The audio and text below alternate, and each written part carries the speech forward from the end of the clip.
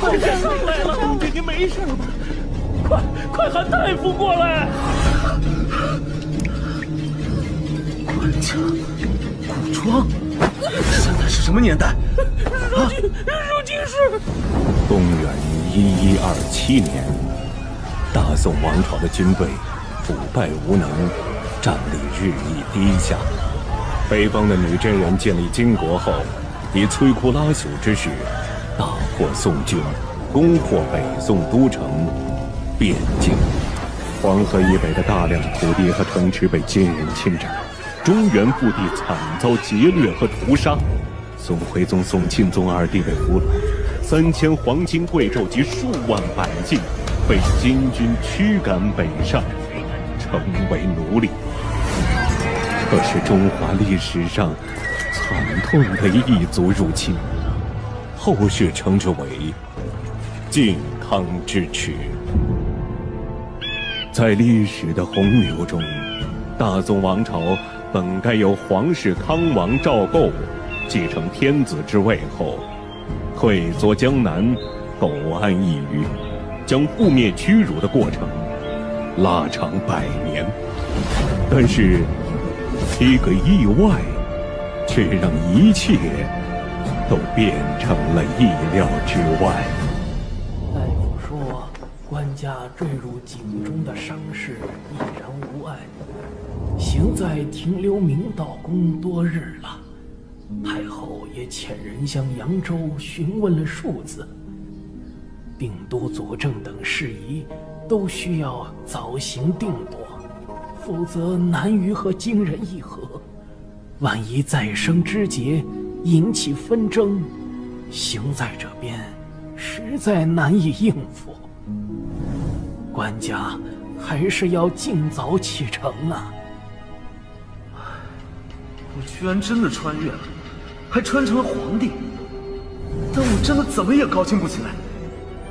毕竟，我是穿到了那个与秦桧合谋，害死了英雄岳飞的千古罪人赵构身上。好歹我也是21世纪的当代大学生，待业好青年，我可不要变成赵老九这种臭名昭著的烂人呢。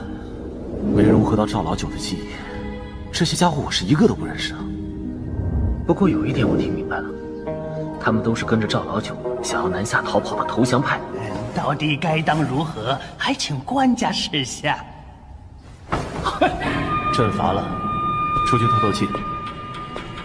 这些事，日后再议。康大官，官家倒是不再哭闹胡搅，但似乎全然不认得咱们了。别大惊小怪，官家只是伤了头，有些许错乱罢了。你看官家气色依旧，口齿言语也清晰，过些时日定能恢复如初。杨仪中会随时报告官家的状况，尔等无需操心，务必要严守消息，不可让下面产生乱七八糟的传言。那里就是御营了，去看看古代的军队到底是什么样子。一群瘪犊子玩意儿！老子把你们从延州那旮瘩带出来，从辽阳府一路杀到这里，你们为个马都出差池？都快隔着1000年了，这母亲的口音，是东北老铁啊！干啥啥不行，吃啥啥没够。官家，各位不必拘束，朕就是来随便看看，了解下军中情况。都起来说话。官家，听闻官家喜好御射，自乃队中收藏的辽北良弓，小人斗胆，恳请官家一试，点评鉴赏。也好，朕就在营中更衣，试试此弓。赵老九这身板真不错，比我原来结实多了。可惜空有一副好皮囊，内里却是个贪生怕死的草包。现在换成我，怎么也得做点什么，才能对得起这份机缘。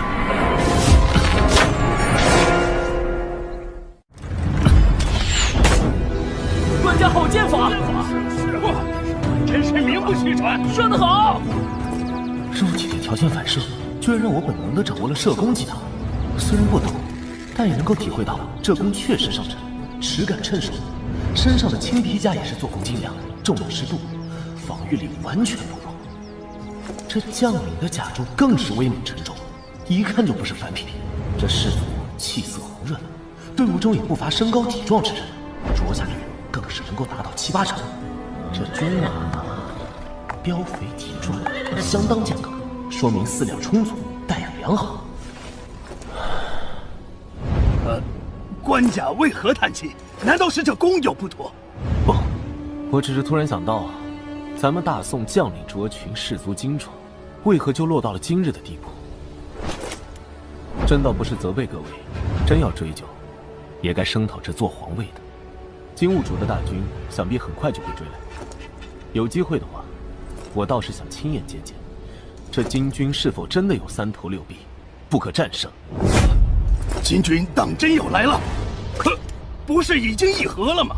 也对，他们不知道历史的发展。金人贪婪无度，欺软怕硬，怎么可能放过大好的劫掠机会？官家，不是微臣说话丧气，但微臣确实和金人交战过。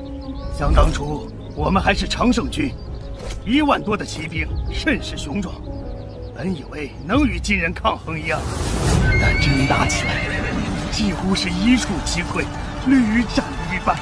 在我等败军眼中，竟然犹如恶鬼一般，悍不畏死，嗜血残暴，所过之地，无不尸横遍野，寸草难留。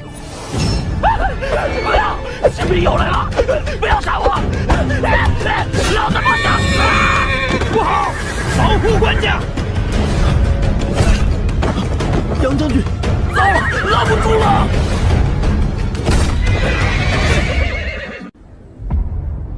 官家，臣约束手下不力，险些酿成大祸，请官家责罚。刘钦，此事不怪你，朕知道你的忠心。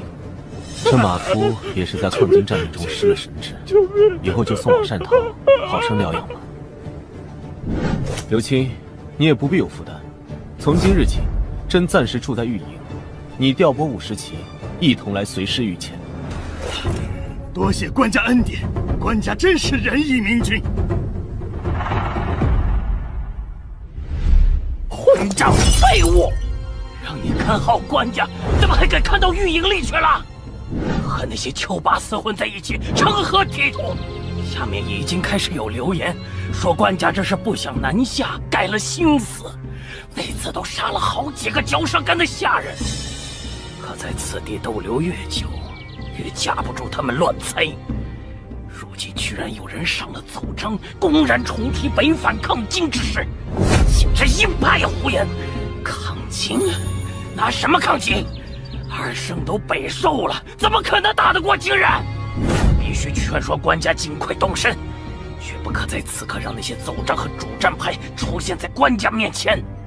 隔绝内外，这可是谋逆之罪！蠢货，这都什么时候了？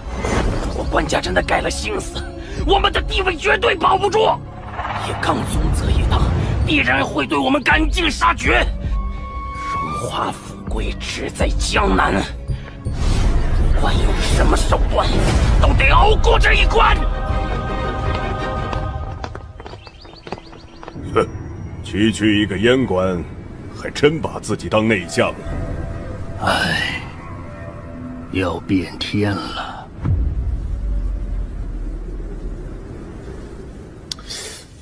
这毛笔用着可真费劲。据说这赵家父子治国不怎么样，说话却都是一流，可得小心别穿帮。目前的情况是，以康律为首的5人控制了整个投降派小朝廷。我的反常状态应该引起了他们的猜疑，所以刻意把我和群臣隔离开来。我若是要主动出击，不单得笼络好师星队，还要尽快接触文武百官，看看有哪些可用之人。岳飞和韩世忠现在应该还没混出头吧？主战派还有谁来着？可恶！如此下去，别说抗金了，我怕不是得做一个被架空的糊涂天子了。朕的心腹都在哪儿啊？官家，臣在。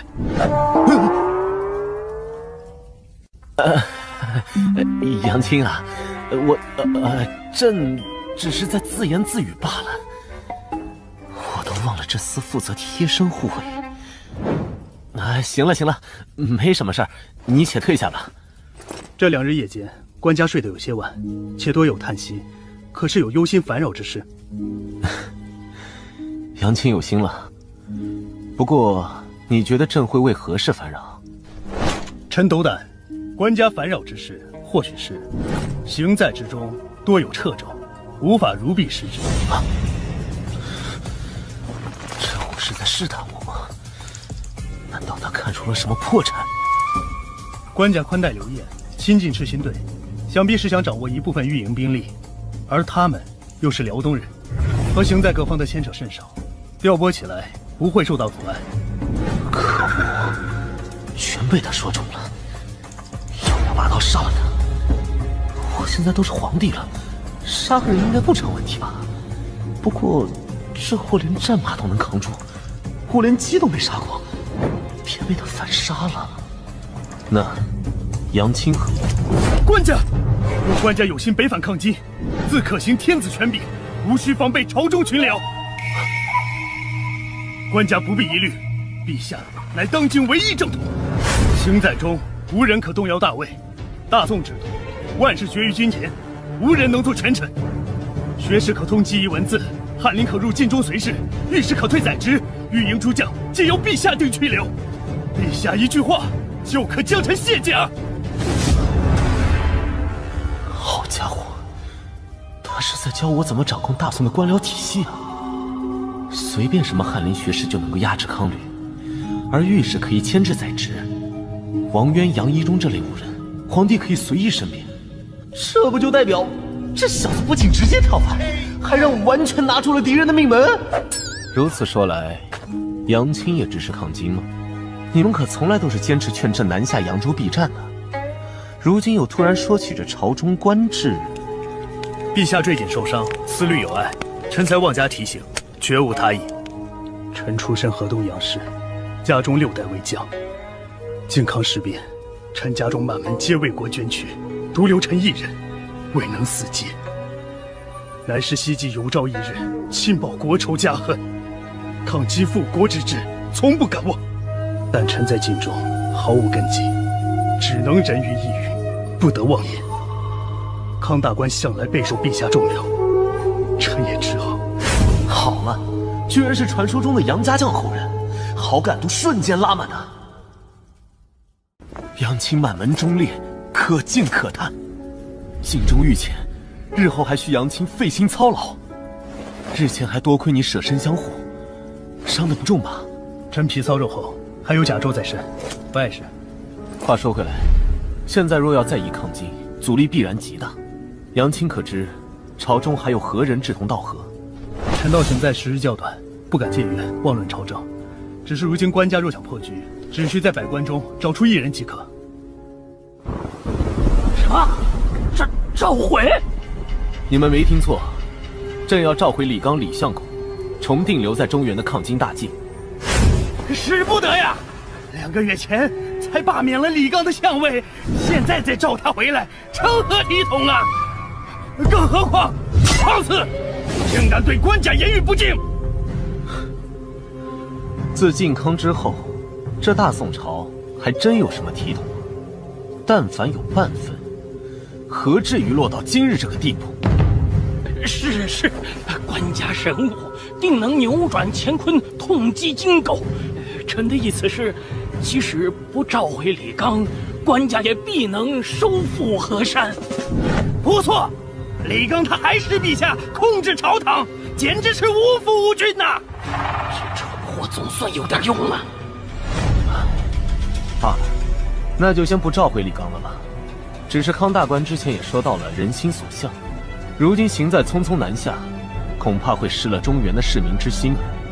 有了，不如就先召开朝议，让朕也好好看看这满朝文武的人心。这迅哥的拆污理论果然好用。我先说召回李纲，你们大力反对；再说要召开朝议，你们就不好反对了。让你们也见识见识来自21世纪的民间智慧。官家要召开朝议，自然无妨。只是而今行在之中，东西两府和6部的属员都不齐备，不如就先从近日上奏书的廷臣中召见2位来咨询1二。这些奏书都是被他们筛选过的，肯定也都是投降派。等等，这是朕看这2封奏书立论严谨，思虑忠纯，貌似可以一见。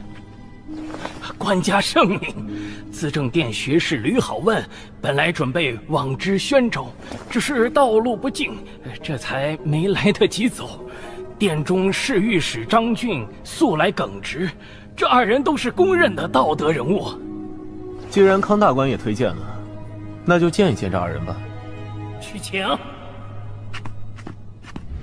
启禀官家，如今情形，强行起兵实难与金人抗衡。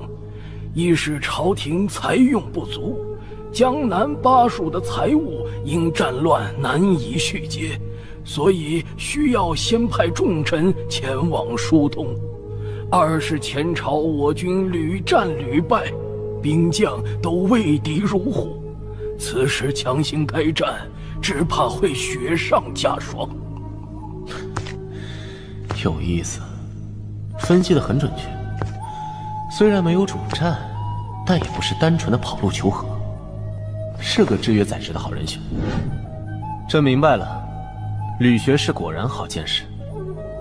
如此，即日起就留在朕身边，以备咨询吧。啊，学士和御史，难道？接下来，张御史，说说你的高见。臣今日面圣，并非申论主张，而是臣要弹劾宰相黄潜善、苏将汪伯彦乃士生假扮康吕，他们蓄意隔绝内外，意图不轨。臣还请召回光文殿大学士李纲，重定抗金方针。来了，电炮他终于来了。杨义忠说的果然没错。御史，不错，御史位阶虽低，却可以监察百官。根据传闻奏事，职责所在，为求晋升，御史往往剑走偏锋，不与当权宰职妥协。官家只需多召御史进谏，早晚会有聪明人替官家破局。没想到第一个遇到的就是聪明人。官家，张俊先是上书弹劾李纲，现在又出尔反尔，明显是要哗众取宠。他这是犯了欺君之罪呀！我若不弹劾李纲，奏章何时能到御前？明明是你们这些奸贼蒙蔽视听，截留主战奏章，隔绝外臣进谏，贪生怕死，罔顾家国大义，一刀未斩！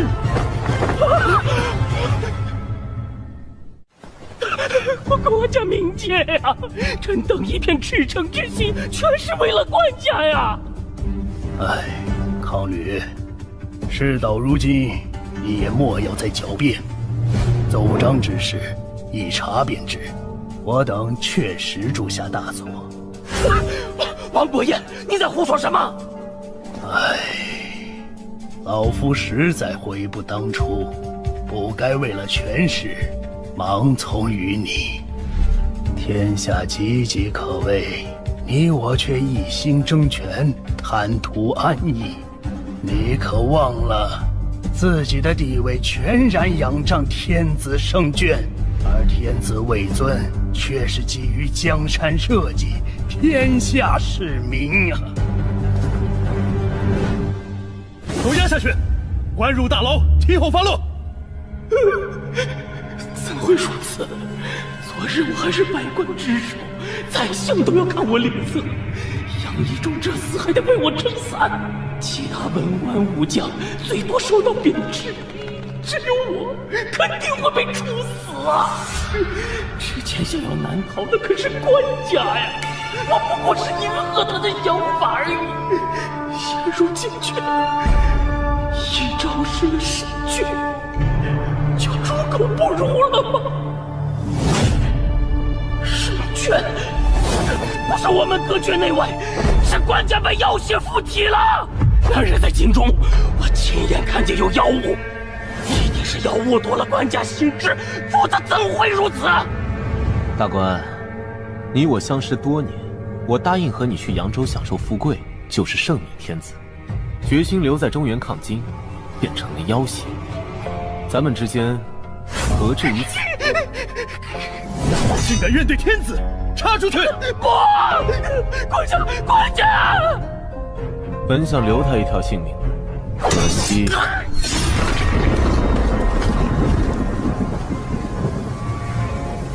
康吕伏诛，黄潜善遭流放，汪伯彦罢官，雷霆手段下，朝中再无正义。越狱后，李纲重返行在，主掌朝政。李纲手腕强硬，力排众议，坚持行在迁往南阳，要以此地为陪都，观察形势，再联络西部援军。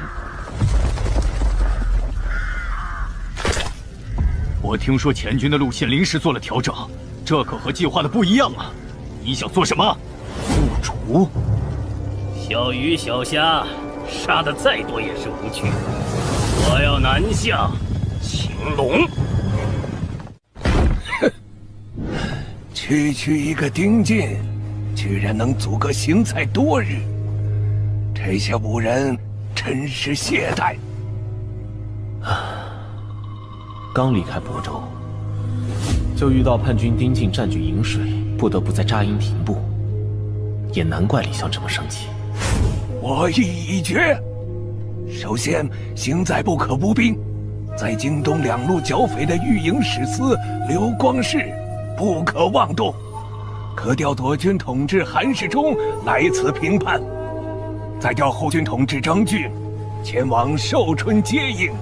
诸位以为如何？此乃老臣之见。官家以为如何？官家以为如何？啊，就依李相所言。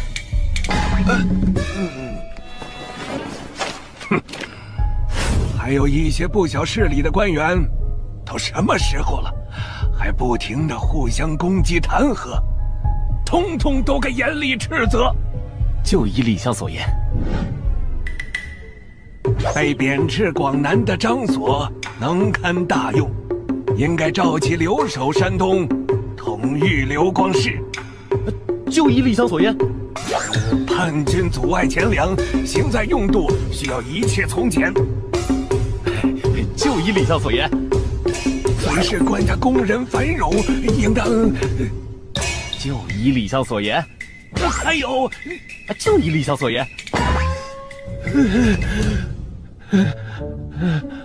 嘿嘿，退朝吧。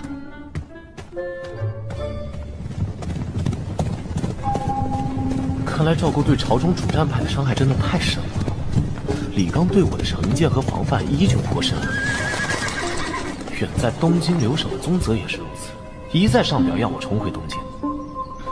他是生怕赵构逃得太远太快，才不得不发表如此激烈的言论。现在我想要抗金，却是没几个人会真心相信。官家，前方已是界沟阵，人多嘴杂，还请官家放心，朕知道分寸。朕只是想看看。没错，我看到的一切不是穿越的幻象，不是空洞的陈词奏章，不是听起来感到麻木的数字，这是还未被战乱蹂躏荼毒的人间烟火。好香！哲远，你再迟些回来，我们都快要饿死了。身为御史中丞，也得按时吃饭啊。官家给每个人都发了僵持，你们却好意思跑来我这里瓜分。反正托你的福，我们都难得在吃到姜上，必须搭配烫酒。满饮，满饮。此次行在才买得了僵持，听闻官家分毫未偿，尽数分给了百官家眷。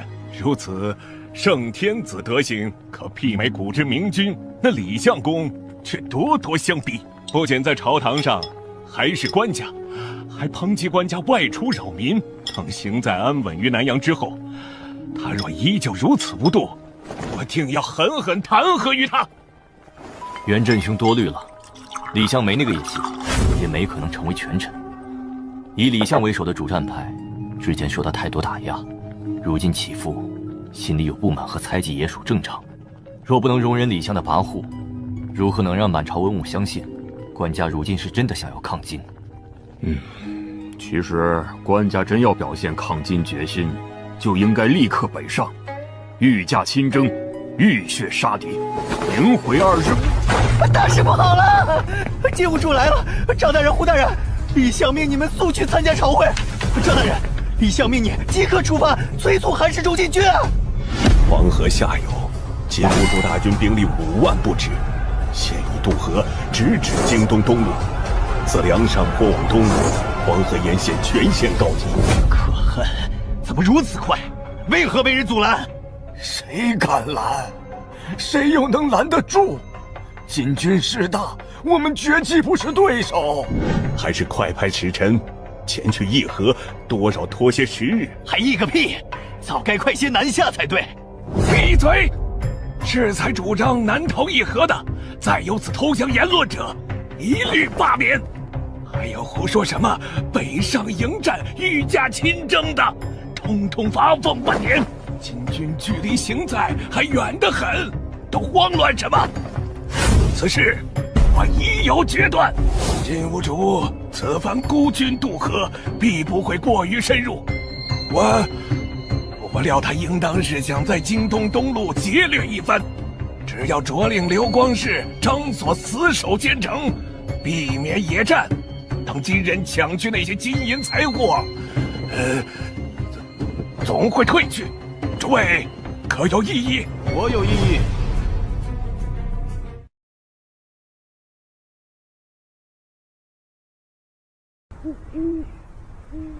此事我有异议。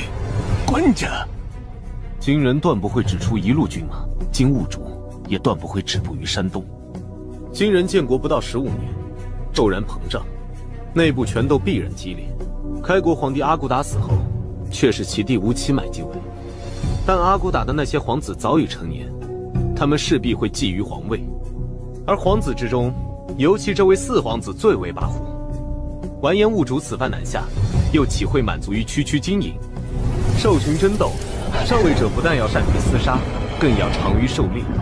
猎物的优劣多寡，更能佐证兽王的地位。诸位也是从东京一路过来，为何还会抱有侥幸的幻想？说直白些，朕这颗脑袋才是金兀术最想要的猎物吧？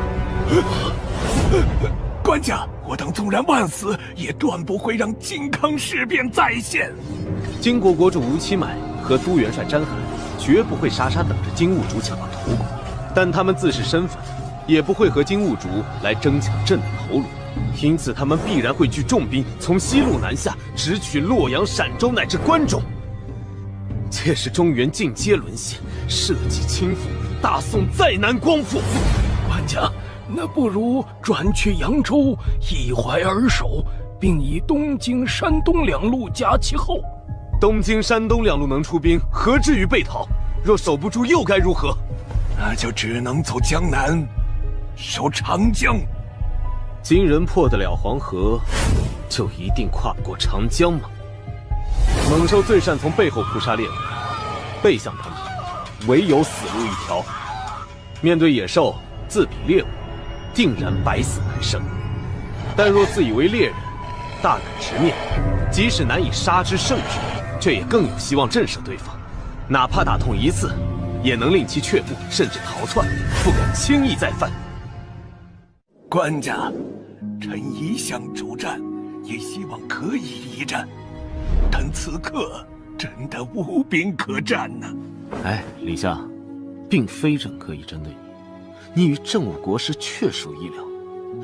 但若论起行兵之事，你我皆是外行，所以要说能不能打，还得问问真正领军的那位。说起这位，他可是天生的强壮，今年39岁，就已经攒下了种种神仙战绩。18岁从军，26岁单骑杀入西夏敌营，斩杀西夏驸马。33岁那年，以底层皮匠之位制秦方腊。38岁，靖康之乱中以50骑对金军2000骑，斩首对方军官，逼退金军。这种传奇人物就是国家的栋梁，忠心的名将，所有宋传的倚仗啊！他的名字就是韩世忠。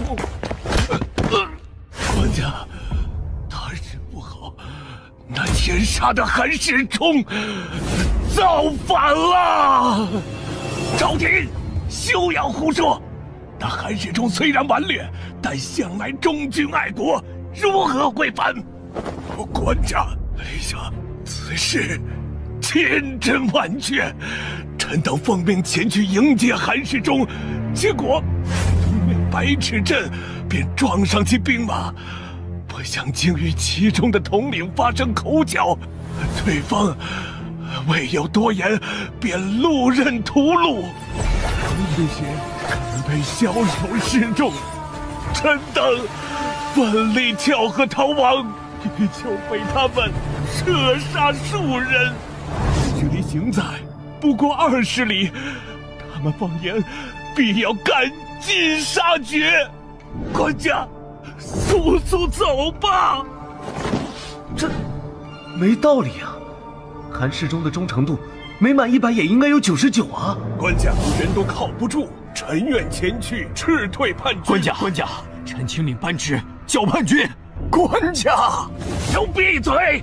杨仪忠，末将在，带领诸班职封锁大殿，不可让消息外泄。都带官家从后殿离开，务必确保班职护送官家渡河。等等，前军部署作乱，并非韩世忠本人呐，何须惊慌逃窜？官家，乱兵一旦开了杀戒，便断无退路。韩世忠前军至少2000部众，行在只有数百班职，一旦冲击行在，犯下不忍言之事，韩世忠死罪难逃。这样下去，韩世忠不想反也得反。我们走。李相，朕一走了之，可行在诸人。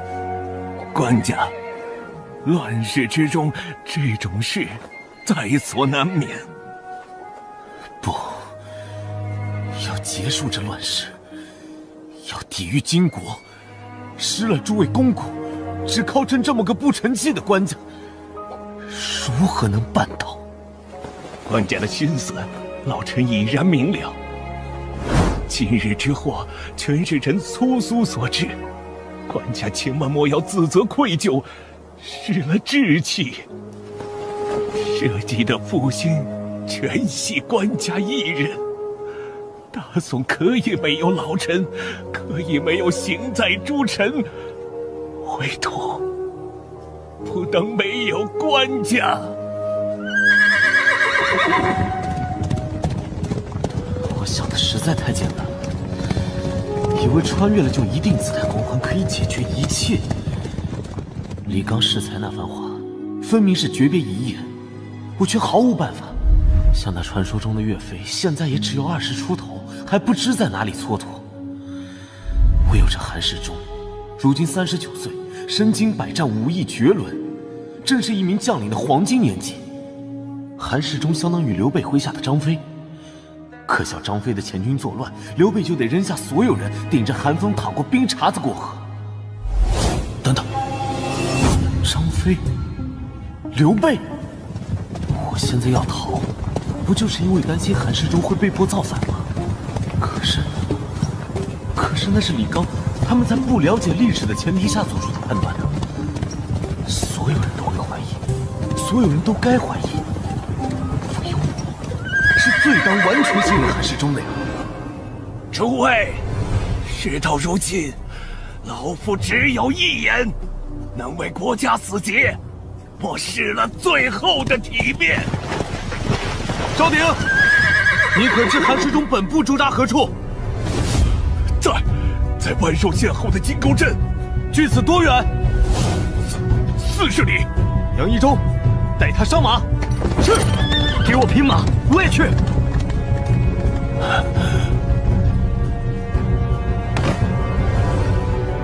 官家，前方是叛军驻地，从哪边可以绕开？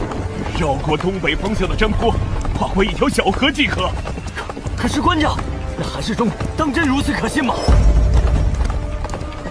不好，有人埋伏在此！别慌，他们人数不多，必不是本部军马。诸位可愿信朕？立无悔，追随官家。很好，朕义信韩世忠必不负朕。杀！什么？邢在来的使者？哼！这些邢在的老爷们儿真是聒噪，屁本事没有，就知道吹。有能耐去找叛军唧唧歪歪呀！你们这些蒙儿，回去告诉那些老爷，老子明天就会赶去邢在护驾。再敢三更半夜扰俺清静，小心！领头的红袍怎么有些眼熟？难道良臣韩青，朕的御营左军统制，韩世忠麾下前部造反，杀了朕的御史。朕被逼无奈，走投无路，只能够抛妻弃子，扔下邢在文武，来投奔你了。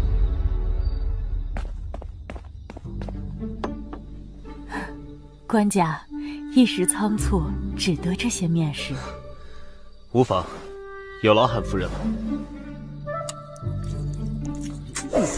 好吃，来，诸位，动筷子呀！这汤饼又长又宽，味道极佳。这厨子怕不是韩青从绥德老家专门带出来的。官家居然毫不紧张，这气度，这胸襟。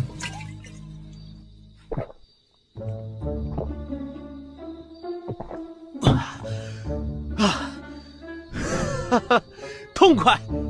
这怕是穿越后吃的最安心的一顿饭了，有大腿抱的感觉真好。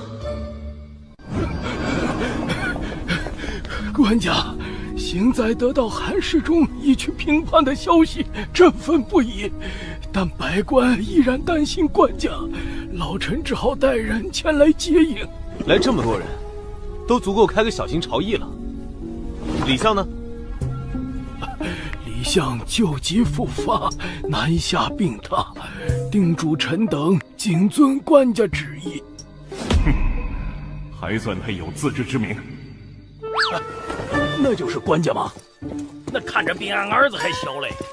看个屁！躲一边去！臣献上首级一颗，好叫官家知道，作乱的贼厮已经被臣亲手了结了。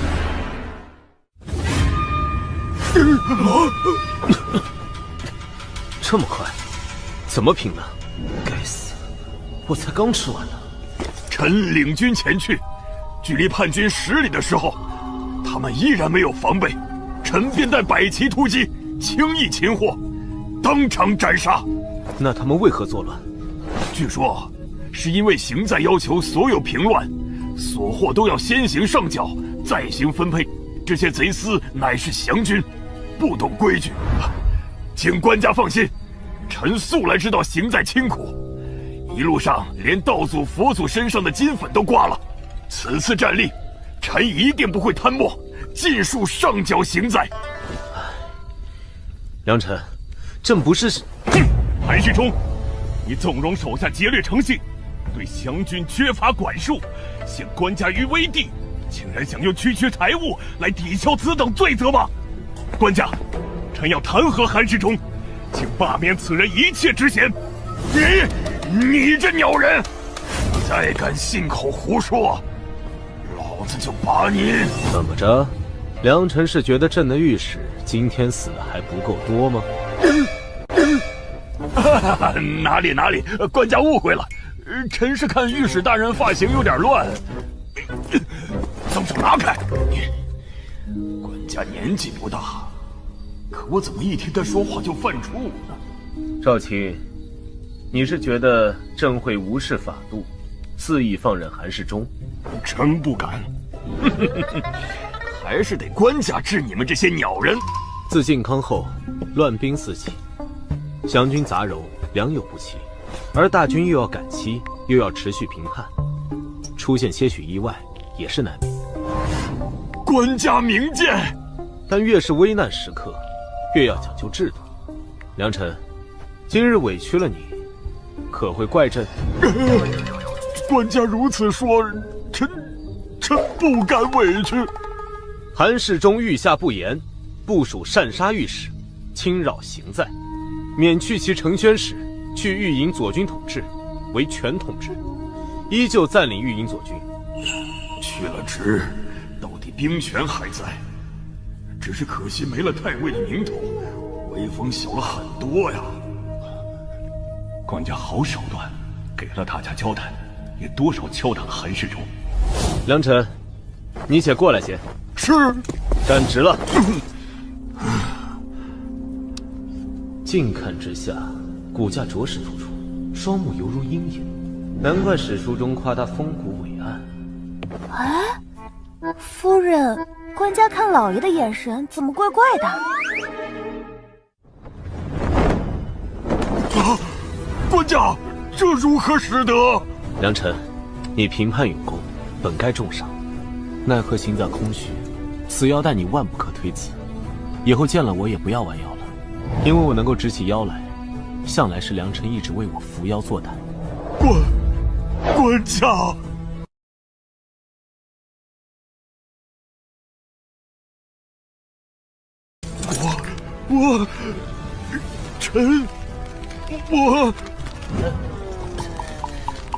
我的手要断了。至于区承宣使，何必多想？你我君臣相逢，无非事成事败。若将来事成，难道朕还不如唐朝天子对郭子仪，舍出个郡王与良臣做做又如何？郡王，郡王。官家冒险突破叛军阻碍，看似鲁莽冲动，实则直破官腔。面对执掌大军的将领，表面维护，实则敲打削权。一条玉腰带，一次握手，一个郡王的口头询问。别说韩世忠，怕是听闻此事的武人，都会誓死效忠。如此胆识，如此心计，如此手腕，得此人主，是上天在庇佑我大宋社稷啊！良臣，为何要摘下来？官家赐予的宝贝，可不敢带着上阵。臣这就连夜去平了丁进，为官家拔除后患。良臣，大可不必。区丁进之流，刘正彦他们再无能，早晚也能够平定。朕如此倚重良臣，岂会杀鸡用牛刀？正好，吕相等人也都在此。朕想问良臣一句：逃了这么久，朕委实不想再做丧家之犬，我们能否与金人正面一战？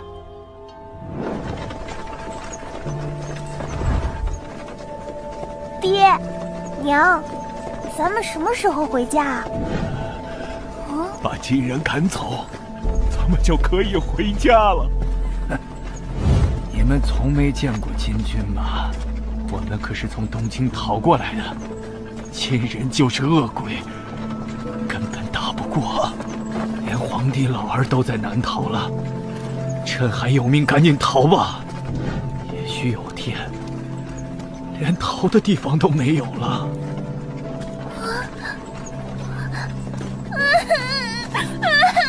我要回家，我要回家。难怪。建炎元年冬，金军再度发兵南下，知济南府刘裕献城投降，淄州知府赵明诚弃城而逃，青州知府张侃被杀殉国。赵宋官家携东京两路难民、壮丁、府库及市民转向淮水、寿州避战。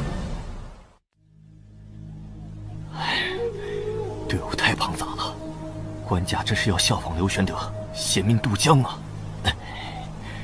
只只是难得官家如此真心，大部分人却还说官家是要南走偏安。今日已经多起纷争了，难民之间的，官军劫掠的，氏族冲突的，死伤颇多。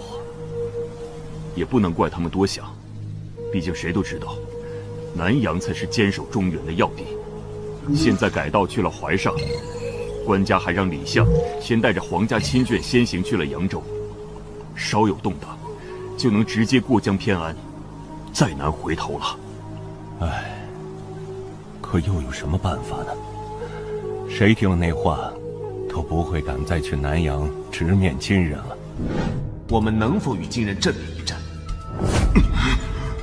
官家，臣不是个怕死的人，今日受了官家如此恩典，更不会惜命。但臣也不能信口胡说，辜负官家的期许，平白折损更多士卒。如今的情况就是，我军和金人之间的实力差距悬殊，金人一路南下，气势如虹，平原野战无可匹敌。即使臣等集结所有大军，数倍于敌，正面交战，也绝对毫无胜算。唉，真是何其讽刺！我这种历来主战的人，看到官家终于放下出战的念头，反而是松了一口气。可又担心官家真的会过江偏安，但打又不能打，逃又无法逃，究竟应该何去何从呢？你们不要小觑了官家，可别忘了，官家与韩世忠最后还有一番言语。既然如此，连良辰米都，假如依靠水势地利防守呢？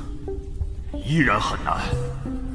我军已对金人畏之如虎，战力不是靠环境能弥补的。不过，如果仅是针对此次金兀术的南侵，或许还有一丝机会。只是官家务必需要说服一人，让他与臣配合。张中丞，张中丞，呼延通部署将官劫掠难民士卒，引起巨大骚乱，死伤数十人。官家下令务必查清，首恶当斩立决。呼延通可是韩世忠留下的心腹啊！明仲、元振，你二人最为公正，务必顶住压力，为官家明正典刑，再不能多了士气。是。等等，在引领安顿难民士卒过河后，务必信任官家的抉择，千万不要留在后方。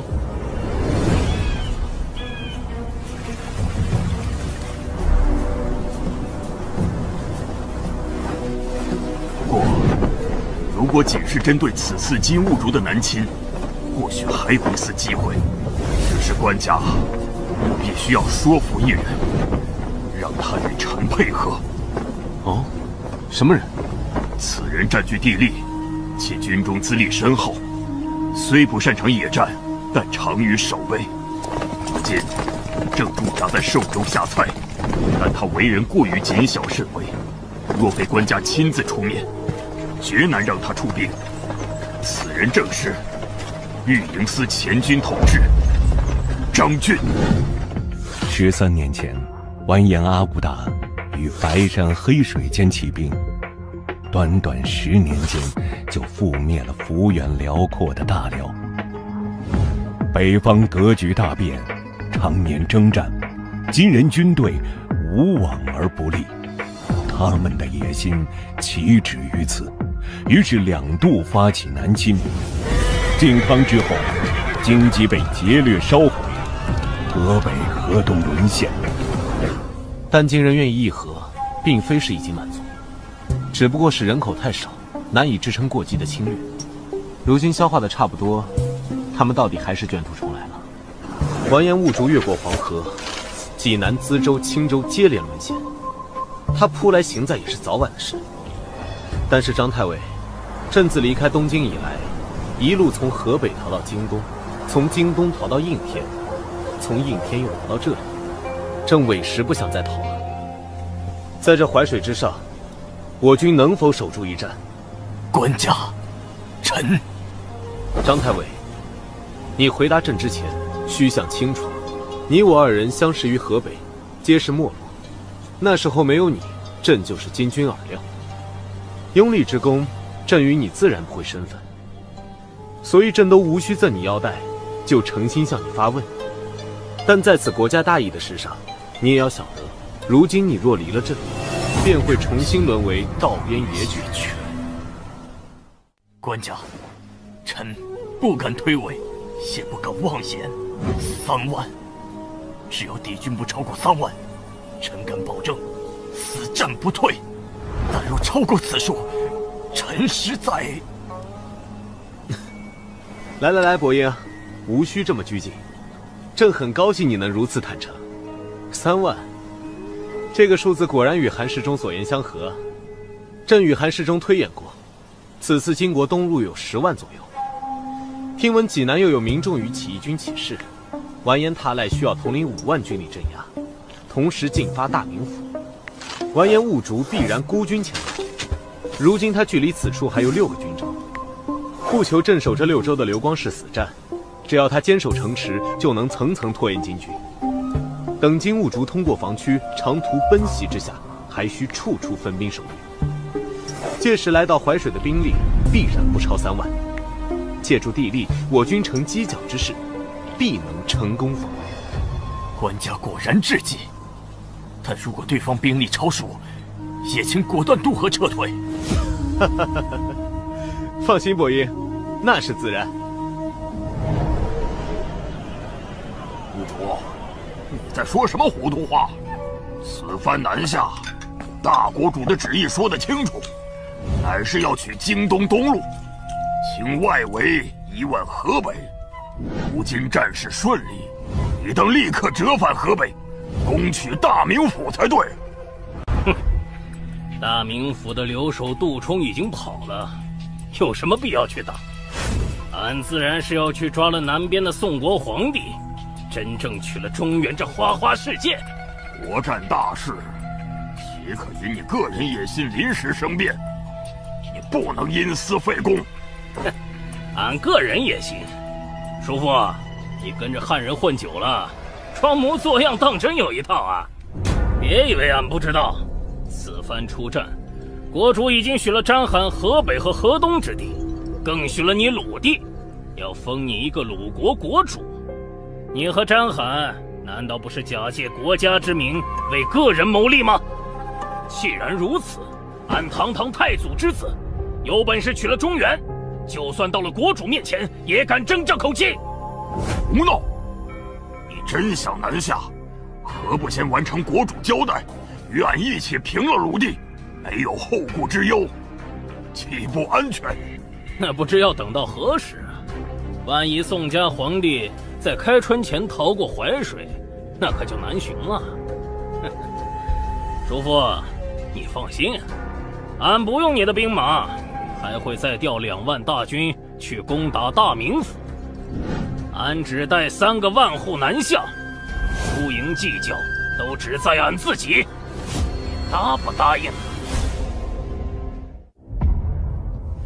助俺去6个营，考虑考虑。叔父请便。真让你说中了，兀竹那小子果然不会安分。他仗着太祖之子的身份，铁了心要立刻南下。俺到底要怎么回他？你可得好好帮俺出个主意。小秦学士，冀、北2处瓮城已经修葺完毕，多段城墙也已经修补好，各处守备所需弓箭、弩机、木垒、碎石、焦油也整备妥当。最新一批的少骑还没有回来，但结合前几批的情报，新降的济南府百姓发生暴动，刘裕向完颜塔赖求援，而后者已然即刻发兵支援。完颜兀竹也分兵前去接应。如此推算，金军此次南下，兵力必然不会超出3万了。但是伯英啊，刘光世那边为何久久没有回信？此次关键也在于他能否层层分治金军。官家大可不必如此忧心，也许是信使途中遭遇了乱兵等意外。那是有大国部队从北面过来了，快派少骑侦察对方究竟是敌是友。是溃兵，是北方来的溃兵。数量怎么会这么多？为何逃得如此急迫？难道是金军罗旗，拐子马？不卓，这样，你若执意现在南下，也得应许俺一个条件：此去寿州尚有刘光世掌控6个军州阻隔，你得先平了刘光世，俺方能许你南下。叔父，这套说辞是你帐下那个汉人幕僚教的？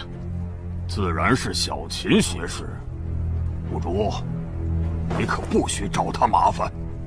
哼，俺谢他还来不及呢，明天俺就给他送7、8个美女。这是刚送来的军报，刘光世放弃所有军州，全军不战而逃了。既然如此，你送钱就好。小秦学士可是最怕老婆的。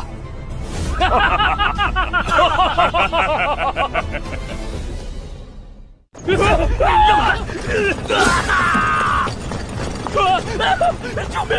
救命啊！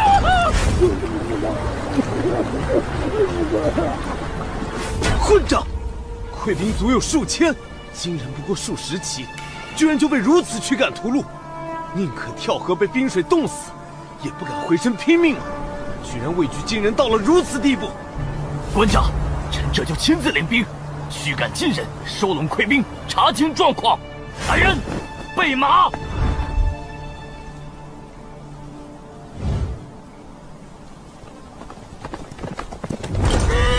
儿郎们，那封国军节度使刘光世不战而逃，此乃天王诏书。俺要你们10日内急行至寿州，擒杀赵官家，一起坐享中原富贵。擒杀赵官家，一起坐享中原富贵。登州、莱州、维州、宜州、密州、淮阳军6大军州同时遭到金军主力猛攻，京东东路全部失陷，敌军总数不下10万之众。怎么可能？晋军居然有10万南下！完颜帕赖和完颜兀术合兵才10万，怎么可能全军进出？而且刘光世所辖京东东路6州方圆1000里，人口200-300万，他麾下兵马至少7、8万，为何败退得如此之快？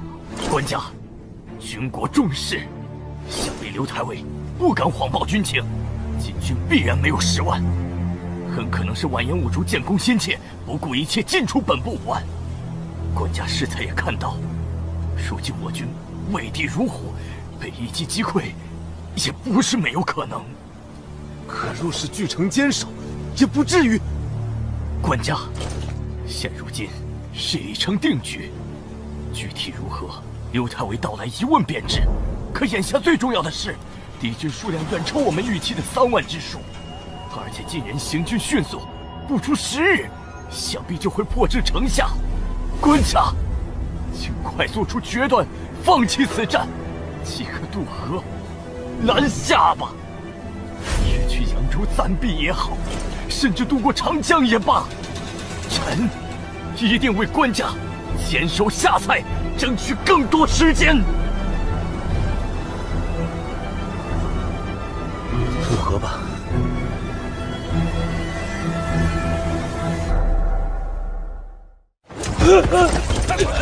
去也别打了，让官军先行。逃难的百姓有10几万，溃退的军官也有5、6万。下蔡以及上下游的渡口皆是人满为患。张太尉带兵维持秩序，已然斩杀了100余乱兵，但各种混乱依然难以避免。官家，还请下山前往寿春城中暂避，以备不测。不，就在这里立帐，金人很快就会杀过来，不看到他们安然渡河，朕实在难以心安。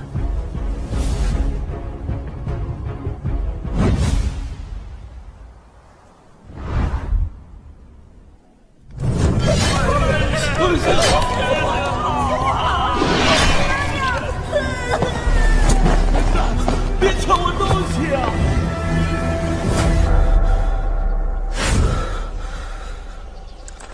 这里是……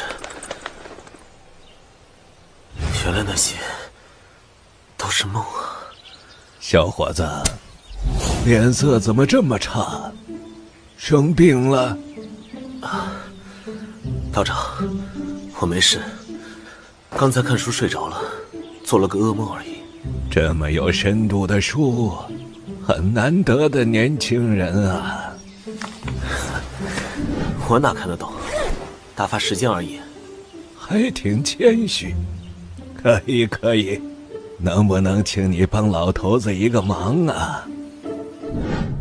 小伙子哪里人？多大了？啊，本地的，21了。正年轻啊，真好。要不要老头子带你去天境宫算算前程？咱这涡阳老子庙可是春秋时期就传下来的，有我带着，可以给你打个8折。咱这儿有离儿保佑，灵得很呐。道长，都说了我是本地人啊，谁不知道隔壁陆毅那个才是真……等等，你找我帮忙，不会就是想骗钱吧？还一口一个老子、李耳什么的，完全不像正经道士吧？怎么会呢？再说了，陆毅和咱们这儿离得这么近，说什么真的假的？这样吧，你要是帮了忙，就再给你打个5折。道长再见。哎，小伙子，你别急着走啊！哎呦，不算命，我是真的有事找你帮忙。什么？有小狗掉进九龙井里了？哎，道长，这种事儿你就直说嘛，干嘛拐弯抹角的？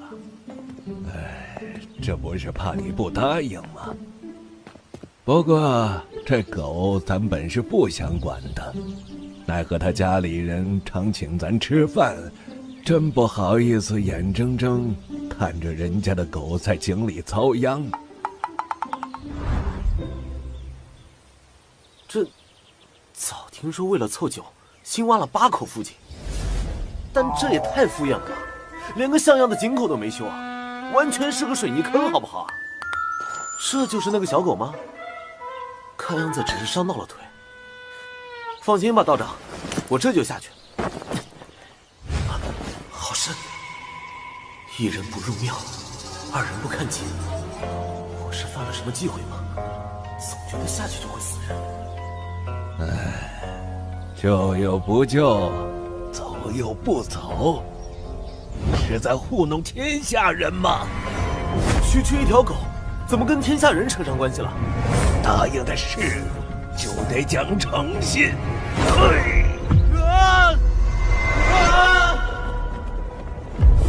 这是……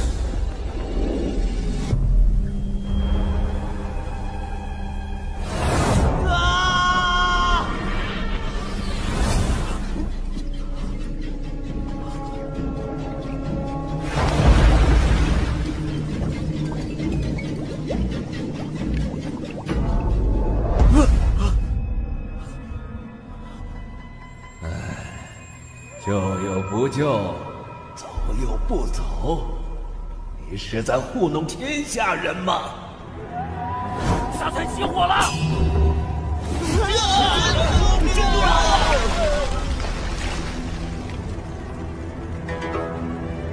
怎么会这样？下在渡口，为何会烧起来？回官家，是奉国军节度使刘太尉，他麾下3000西军本部，2000王德部，还有京东收降的3000副庆部，抢了渡船过河后，放火烧了渡口。什么？我不是让他只送难民过河吗？他怎能擅作主张？来人！官家，还请官家务必忍耐。此时行在只有3000余人马，而刘太尉的8000精锐已然登陆八公山渡口。若官家此刻追责，万一……官家，奉国军节度使刘光世求见。这是要逼着我表态啊！让他来，宰相、学士、御史，还有营中将领，让他们全都来。官家，臣封国军节度使刘光世拜见官家。相别数月，今日终于重见天颜。臣之前在淮北为金人追击，又受张郡王员排挤，几乎以为此生再难与官家相见了呀！不会说谎，难道其中还有什么隐情？但他违反我的命令，带子二将跟随他渡河，的确是事实。刘钦，金军暂且不提。你说被张太尉和王太尉排挤，是怎么一回事？臣本该受命留在下蔡，协同张太尉拒敌，但臣军中将士为金人大举杀伤，势难再战，更影响守军士气。臣便想着，不如先行带他们渡河休整，再向官家报告。他这么说，倒也算有几分道理。但王张二位太尉却不许臣引兵夜渡，他们占用了大半船只，臣的伤病聚在渡口，人心惶惶。失控之下，开始抢夺渡船，不想却发现，船中皆是张太尉之前剿匪所获巨额财货。原来他们是要输送财物给行在和后方显贵，以确保自己在朝中的地位。而且他们早在行在中安排了内应，要在官家身边抹黑臣。此人正是张郡旧部江一中。官家，臣军中将士为国拼杀，却被贪逼之辈漠视，诈奸浮财，有人气愤难平，有人见财起意，再难约束，导致失控纵火，还请官家息怒，只责罚臣一人治军不严之罪，我要追责臣军中将士。王太尉，此事你作何解释？官家，臣，王太尉，事到如今，不要再被张俊遮掩了，老实交代，官家才会对你从轻发落。王太尉，究竟如何才是国家忠臣之道？你该明白，快招认吧！官家，臣无能，臣有罪。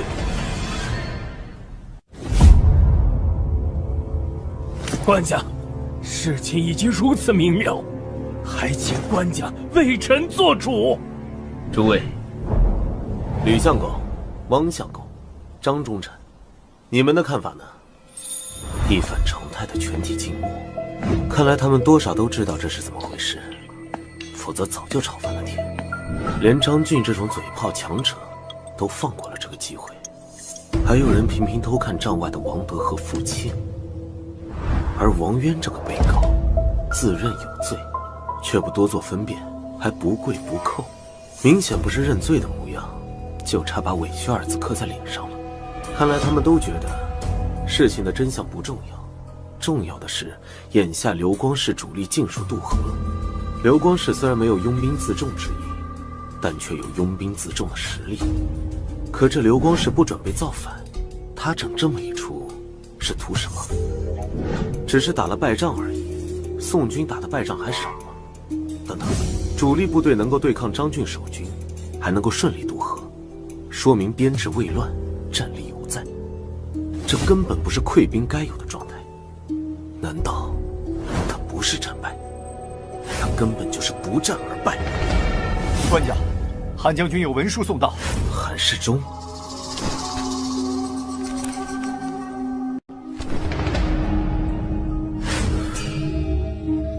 吕相公、汪相公、张忠臣，诸位卿家的意思，朕明白了。辛苦诸位。官家，这王太尉的意思，朕也想明白了。你和韩世忠都曾是刘光世父亲的旧部，刘氏父子向来厚待军士，如今你为了昔日恩义，情愿替刘光世担罪。官家，臣绝无串通军中大将，臣只是……刘太尉好大的威风！你竟不许朕把话说完吗？不敢。但诸位不辩不语，无非是觉得刘太尉棋高一招，木已成舟，而张太尉以及下蔡军民困在淮北必死之地，不如干脆放弃，否则逼反了手握精兵的刘太尉，再来一次陈桥故事。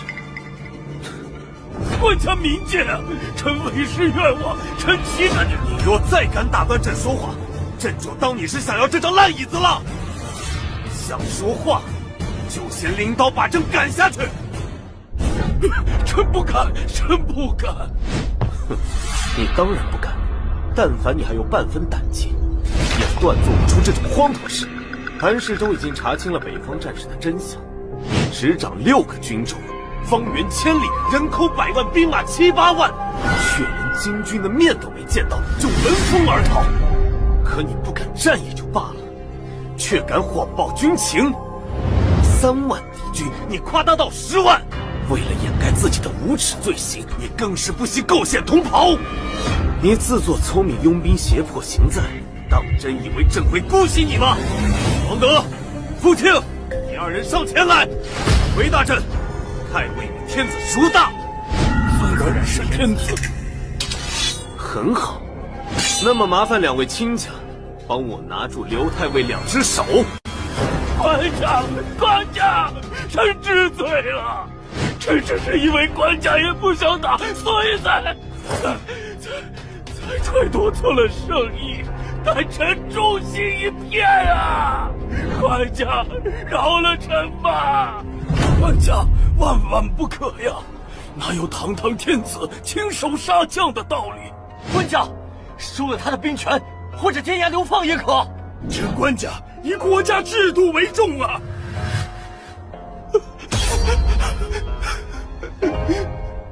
哼，倒是忘了，我还从没杀过人。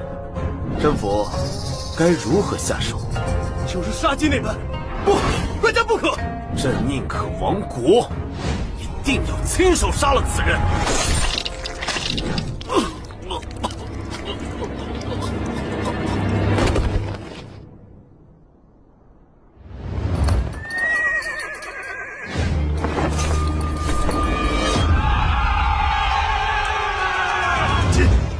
果然来了！真的只有3万？这怎么看着更多呢？那刘光世当真是谎报军情吗？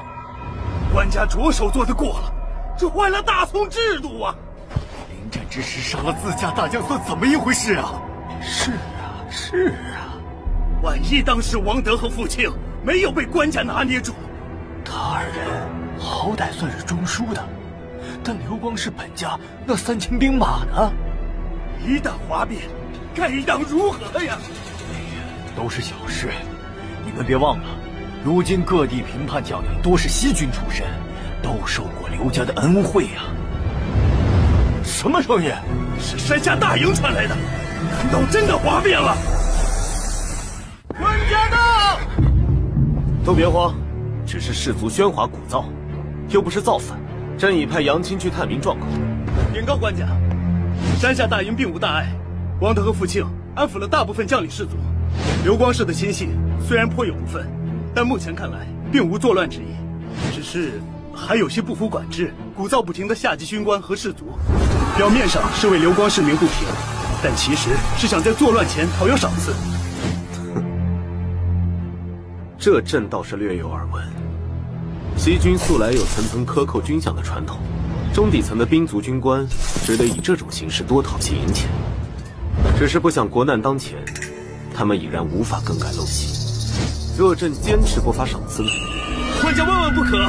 如今军中没有宿将坐镇，士卒们很容易就会被煽动闹事。是啊，官家，此事不同刘光世一人，万一哗变，就算不造反，也会全营溃散难逃的。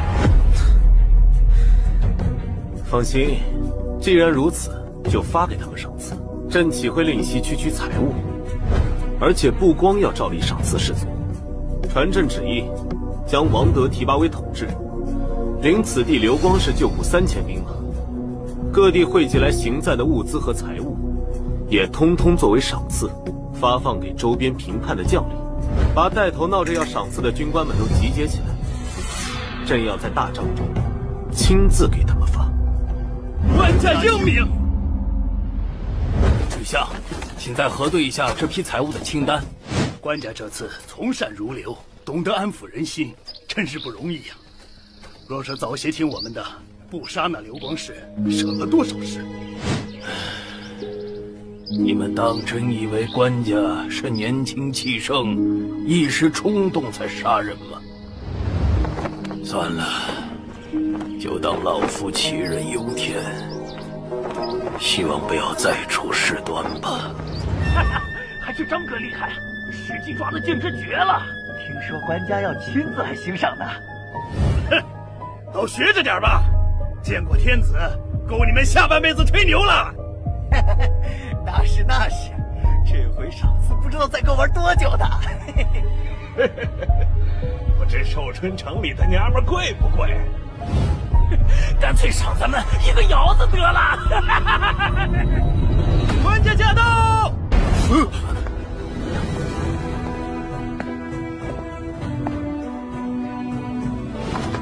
如今军中规矩，见了天子竟然不用行礼吗？快官家！不愧是官家亲赏，这么多财货！诸位，赏赐就摆在这里，朕绝对不会亏待各位。但是朕的钱，你们不能白拿。国家危难之际，敌军兵临城下，你们却趁机鼓噪要挟，不给朕一个明白的说法。这钱，你们拿着不觉得烫手吗？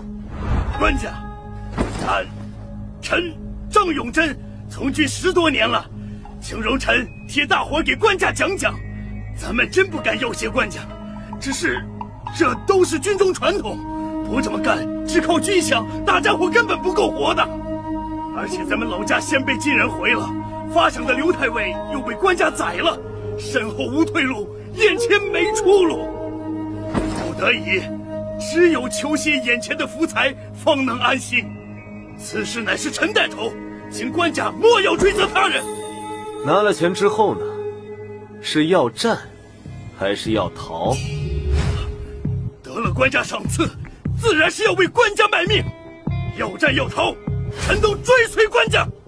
很好，可还要替刘光世抱不平。臣不敢妄议官家决断，但刘太尉只是有些胆小，绝无什么坏心。也是多亏刘太尉，臣等才能活下来。只要能活下来，就什么都无所谓了。官家，臣等区训马前卒，无力左右大事，但身负家乡父老之仇，也绝不是贪生怕死之辈。只是不想死的窝囊，就算是死，臣也希望是在一场胜仗中死。那朕就等着看你们接下来的表现。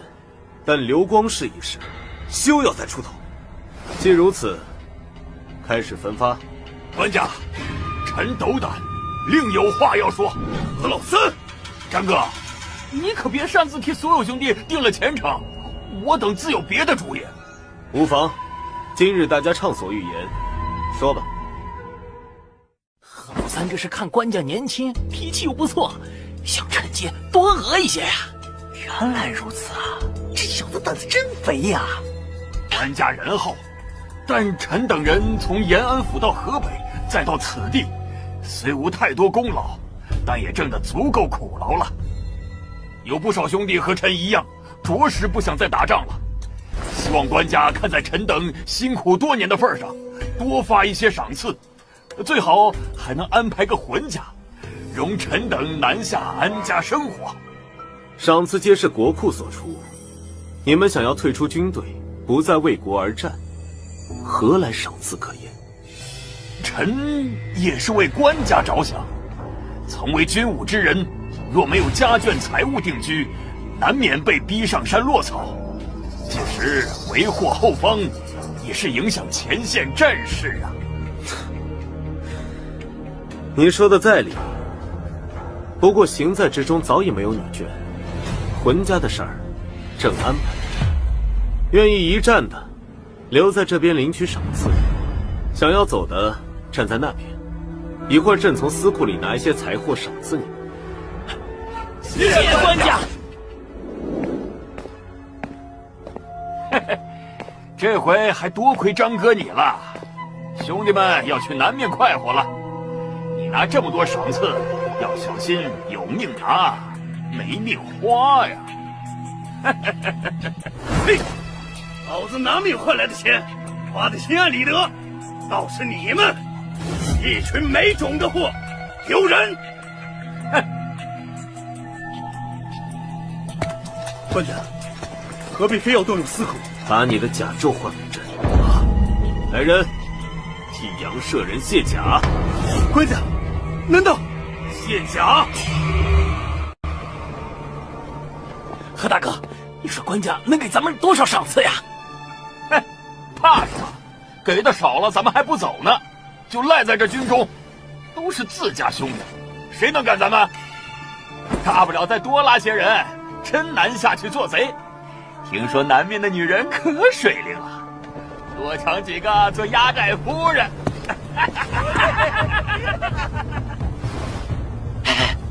官家来了，后面跟了不少人，一定搬来了不少。这是怎么回事？是谁？上！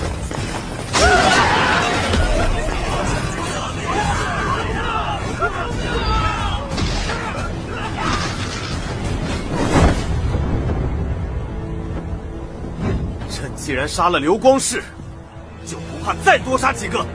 从今往后，你们这些废物兵，朕亲自领了。这些首级，就是朕军中第一条规矩：为君而不敢战者，与刘光世同罪。从今往后，朕要亲自掌握军中赏罚，全军赏罚一并决于眼前。这次的事，朕不再追究。你们自去军法处领10个军棍，点齐各自手下兵卒，全部去山腰集合。是，朕誓死追随官家。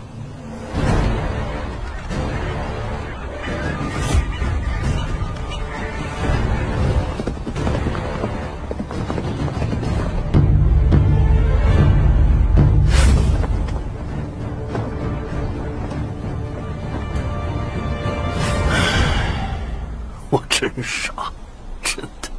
吕相，官家此次威慑之后，不但军心一统，士气也难得旺盛，为何还要叹气？其实，谁不知道官家的心思呢？以此地优势守城，阻碍金军，提升士气，稳定众人，抗金决心。可先杀大将，再杀军官，调遣老臣，孤注一掷，就真的能达成所愿吗？须知京军野战从无败绩，如今更是金兀术亲领大军，下才孤悬在外，说不定明日就会开城投降。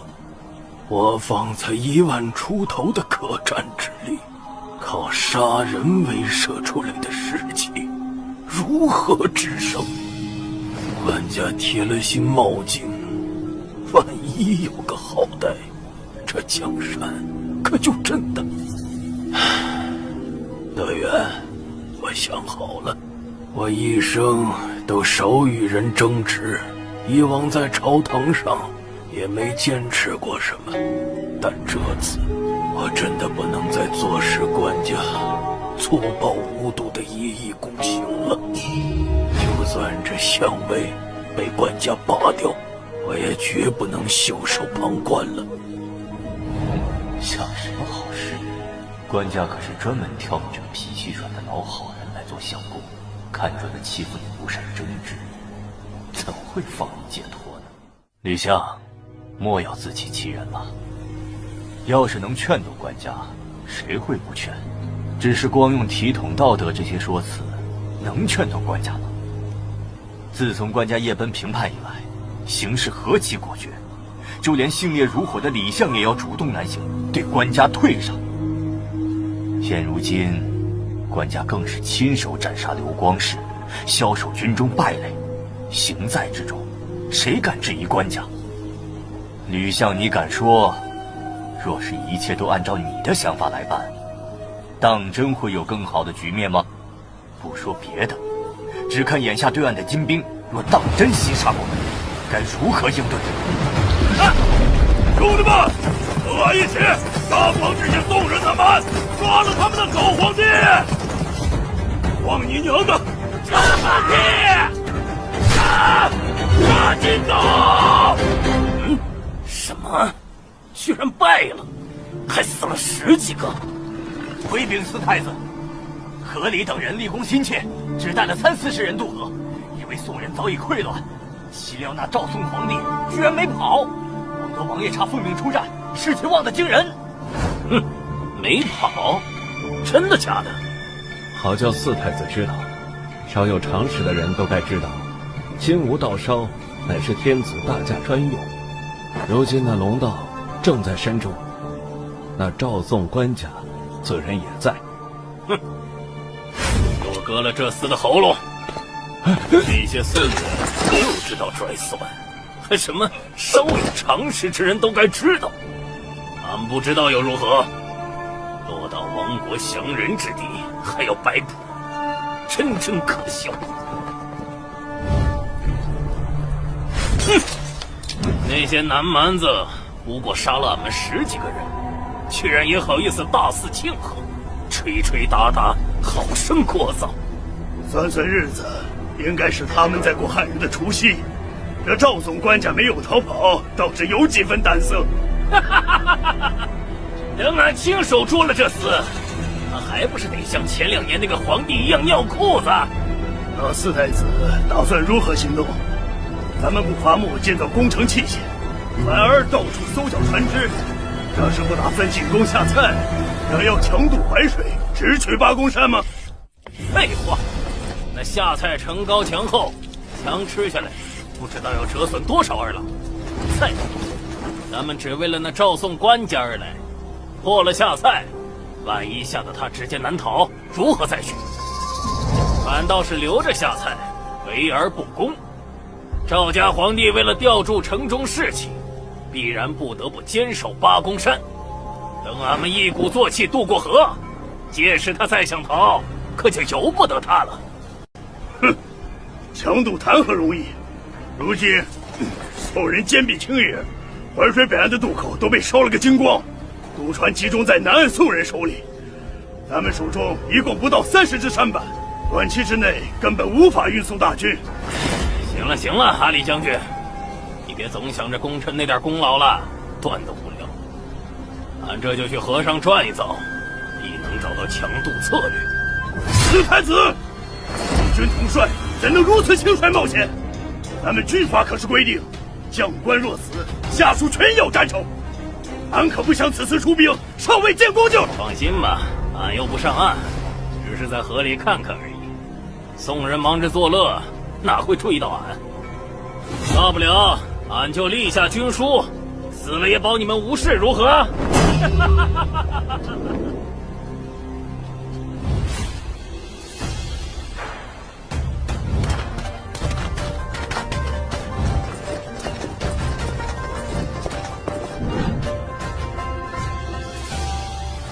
官家，这鸭子好吃的紧，官家为何不动筷呢？胡心好胃口，朕本不想在这节日扫兴，但是咱们这里张灯结彩，欢度佳节，下蔡城中却是黯然一片，物资无法运输过去，城中居民短期内更是无法安全过来。安抚的使人派去了几批，却没有能回来的，就连赵鼎也陷在其中。可想而知，下蔡居民是如何愤怒绝望。张伯英心中，怕是对朕也多有怨恨。如此下去，朕担心与他之间的信任快要被磨光了。官家，臣原是张太尉下属，不如臣此刻渡河去安慰一二，想必如此甚好。杨舍人是官家敬事，亲自前去，张太尉必然能明白官家良苦用心。也罢，那就如此。杨青，你在码头威候，朕准备一些东西，你一并捎去。是。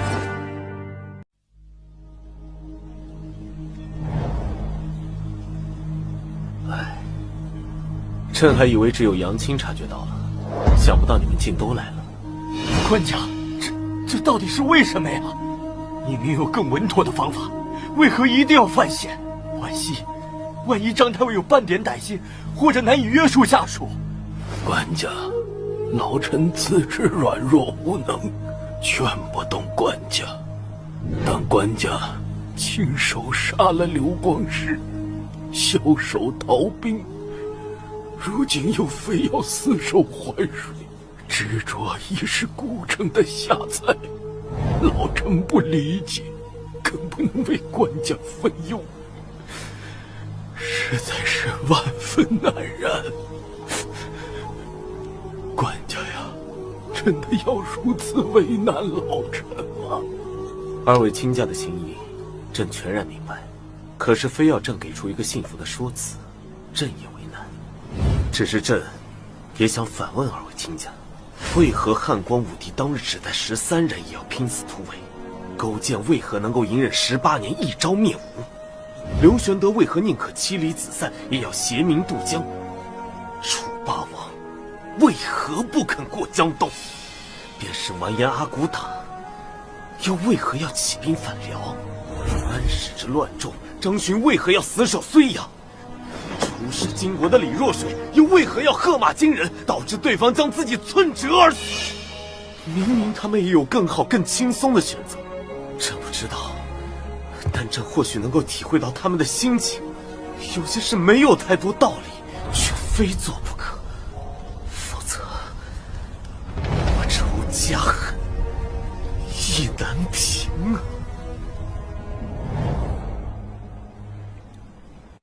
这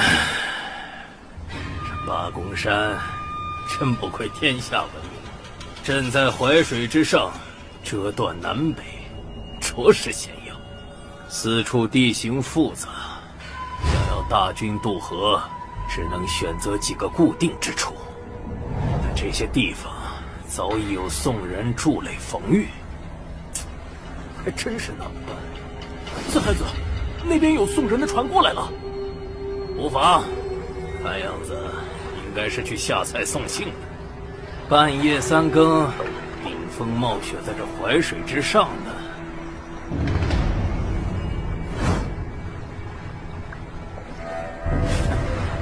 果然是个无名小卒罢了。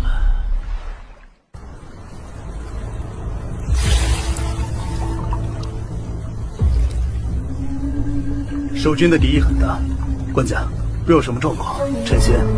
政府，放轻松，别露出破绽，反而让他们生疑。上了岸，别让他们通报，直接带我们去太尉府邸。杨一中，你胡闹什么？这大半夜的，太尉岂是你想见就见的？你们这些没良心的龟孙，在南岸吃香喝辣，把爷爷们扔在这里，还好意思来烦扰吗？别以为你是官家面前的红人就……臭小子，你怎敢擅闯？姓杨的，你要是再拉我，官家，磨蹭什么呢？快滚，快滚！是。让官家见笑了。无妨，下蔡已是孤城，朕本担心伯英此刻会焦躁颓唐，不想还能如此精神，也是好事。让官家亲身犯险，宰相、御史、内侍简直都是罪无可赦。御前护驾不力，臣请斩杨一中。伯英，免礼，朕只是过来送些东西，说几句闲话。先打开看看吧。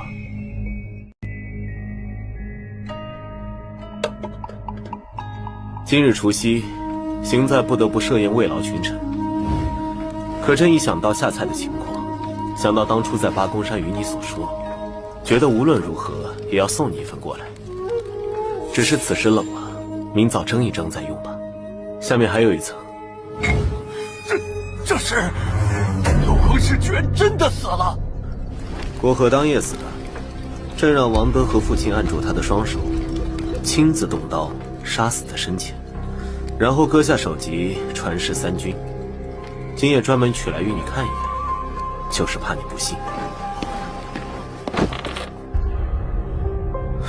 其实大过节的，带这个过来未免扫兴，可若不带，又不知还能带什么。之前对俺宋执意来说此事，臣还以为只是讹传，想不到堂堂刘太尉，昔日世代西军将门之人，一朝身死，地位还不如一只鸭子。不说这些了，这也是与你的。琉璃葡萄，这可是极其贵重的宝物啊！官家，这可……刘光世闯下大祸，虽死，却也于事无补。朕此番过来是来安抚你，做一番姿态，但也知道不一定有用。即便你弃城跑了，朕也无话可说。可不送来这几样东西，说几句废话，朕这个官家，此时又能做什么呢？朕不求你死守城池，指望你看在社稷、君臣、天下人的份上，撤退时提前给朕一个口信即可。朕早知你爱财，行在诸臣皆也，贪财者必贪生无益。但朕知道，还有句话：君子爱财，取之有道。今若不负朕，他日朕必100倍、1000倍奉还。太尉，官家已经上船了。本来我想着让赵御史也一起回去，但他见到官家后，反而死活不愿南归。官家便提拔他为知州，留下协助守城。太尉，好，知道了。太尉，我看官家并没有为难我们的意思，求一求，或许就准了咱们出逃。太尉若是选择坚守，何不趁机表一番忠心？为何如此失魂落魄，不发一言呢？小田儿，刚才真的不是一场梦吗？你说，如此推心置腹之人，软中带硬之辈，真的是赵宋官家？什么？劝降张俊？不错，俺已经派了使者去下蔡，估计很快就会有好消息了。张俊，你这贪财忘义的小人，居然打算投降！你不得好死！愧对社稷，愧对官家！你出来见我呀！小田出城了吗？小的亲手用吊筐送田将军下的城墙，他已经与京使顺利接洽，一同前往金营了。官家，老张我这次可真的是拼尽全力了。回禀四太子，小的没求，幸不辱命。张伯英那厮果然看在俺是他同乡兼西军袍子的份上，好酒好菜奉上，还让他的2位小妾出来见面。说重点，再多屁话，小心俺割了你的舌头。是。小的已经成功说服张俊献城投降，他还专门派了心腹前来详谈。这位田将军，那可是张太尉的左膀右臂。张太尉说，他可以作为全权代表。好，有什么条件，尽管提出来。俺家太尉说了，若要献城，只得黄金1000两，白银3万两，金子用来买官，银子用来买城中士族民夫。至于俺家太尉，就看四太子的诚意了。什么珍宝财货之类的，倒不挑剔，关键是要立个字据，免得有人事后反悔。立字据？你家太尉当这是在市场做买卖呢？是不是还得俺再找个人来给他担保啊？张俊也太贪了吧！说买军官还说得过去，哪有买士族民夫的道理？要想就利索点，信不信俺们一日就起炮打场？张俊的名声俺早有耳闻，只是大军中怎么可能有如此多的金银财货？回去告诉你家太尉，打个对折，俺可以考虑事后补给他。实话说了吧，赵官家这俺家太尉着实不错。要不是刘光世烧了渡口，让夏蔡成为孤城，太尉是绝不会降的。但眼下局势如此，真要是被逼做了降人，太尉也不愿领兵对抗赵官家。城中本部1万人马，外加1万精壮民夫，还有7、8千北方溃兵，合计3万余种，粮草无数，披甲者7、8千，我们太尉都可以交出来，只求拿了钱财，为关西祖宅养老。至于财货问题，俺家太尉可算得很明白。刘光世家底丰厚，4太子一路追着刘光世而来，此时军中别说1万两金银，怕是10万两也拿得出来吧。一座城加3万军民，换4太子1半军资，这买卖可是绝对划算。你们怎么看？这张俊是真心要降吗？管他真假，咱们准备好炮车，他敢作假就起炮砸城。你们这些汉人最懂汉人了，你们来说说。回禀4太子，学生以为这张俊是真的要降。仔细说来。那张俊是出了名的贪财，贪财的人必然怕死，更不会有什么气节可言。他要是有心坚守，何必诈降？这不是多此一举吗？而且他开出的条件如此细致，明显是精心计算过。若是一心求死之人，哪有这般花哨的念头？对，他也是如此想的。哼，说的不错。你叫什么？学生石文斌，曾在沂水做过知县。很好，俺现在升你做个参军，此事就交由你和梅球一起去办。是。嘿嘿，老尚，这回你可赚大发了。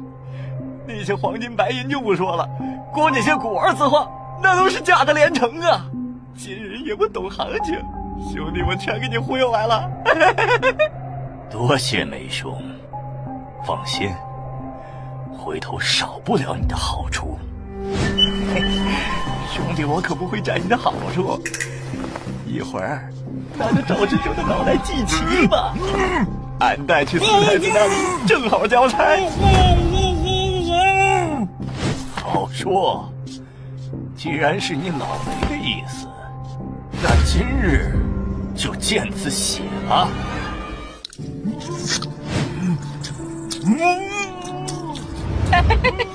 这次真是迂腐，嘴没堵住，连最后一顿都没得吃。赵鼎啊赵鼎，反正你都要死了，何必逞口舌之快呢？还是咱们10参军识时务，堪称文人典范。诸君，今日在此召集大家所为何事，想必诸位也都明白。如果我张俊要降，你们有多少人和赵志忠这般不乐意的？小魏，刘光世那混账东西暗算陷害俺们，现在的文官老爷们也不管俺们死活，会守着死地孤城多日，也毫无援兵希望。就算降了，谁也没话可说。就是，对，可俺们也有疑问。这赵知州今日一直哭喊，说官家昨日夜间冒雪亲自来城中安抚太尉，可真有此事？不可能！一派胡言！赵家皇帝肯定早就跑了，你们别被骗了。千金之子坐不垂堂，何况亲身进入孤城这种冒死之事？赵知州忠心可嘉，不过这故事编的属实是漏洞百出啊。没错，确有此事。啊！老张，你咋这么实在啊？就算是真的也不用认呐。官家他扮成士卒，带着杨大郎过来，送了些东西，说了些话，勉励我守城。官家果然没有扔下咱们呀！夏菜还有救！官家是真心要抗金。那传言中斩了刘光世，也是真的了。不可能，绝对不可能！哈哈，刘光是堂堂一方大将，古往今来也没有这种先例啊。对，从来就没有。刘光是的确死了，哎呦，官家亲手所杀，就是怕我不信，所以把首席演习并送来了。让我看看，真的是刘光世？没错，刘光世真的死了。让我看看，傻老张，你这么老实干什么？太尉，既然官家是真的有心抗奸，俺就豁出这条命去陪他。要发财，你们自己走了便是。俺决定死守下菜。俺也是。对，俺也不走。不行，麻烦了不是？何必呢？我就知道会这样。既然你们如此说，我倒是舍不得你们了。太尉，这是要跟我们刀剑相向了？哎呀，不至于。老赵，快把刀收起来。各位，命只有一条啊，都是爹娘给的，何必为姓赵的江山赴死呢？我知道，你们觉得我一向贪财，只要有钱赚，什么也不管。但你们不知道，我其实比你们想象的更贪。1000万两银两算什么？这锦绣河山才是价值无限。你们更不明白，我早想得明白，如果只是做狗、做奴才，守着金山银山，随时会变成一滩被人踩成稀烂的臭屎。守住下菜，守住咱们的国家，还有咱们的尊严，换来的不只是堂堂正正做人的光荣，还有下辈子也享受不尽的富贵。所以，再问一次，诸位，愿随我死守下菜。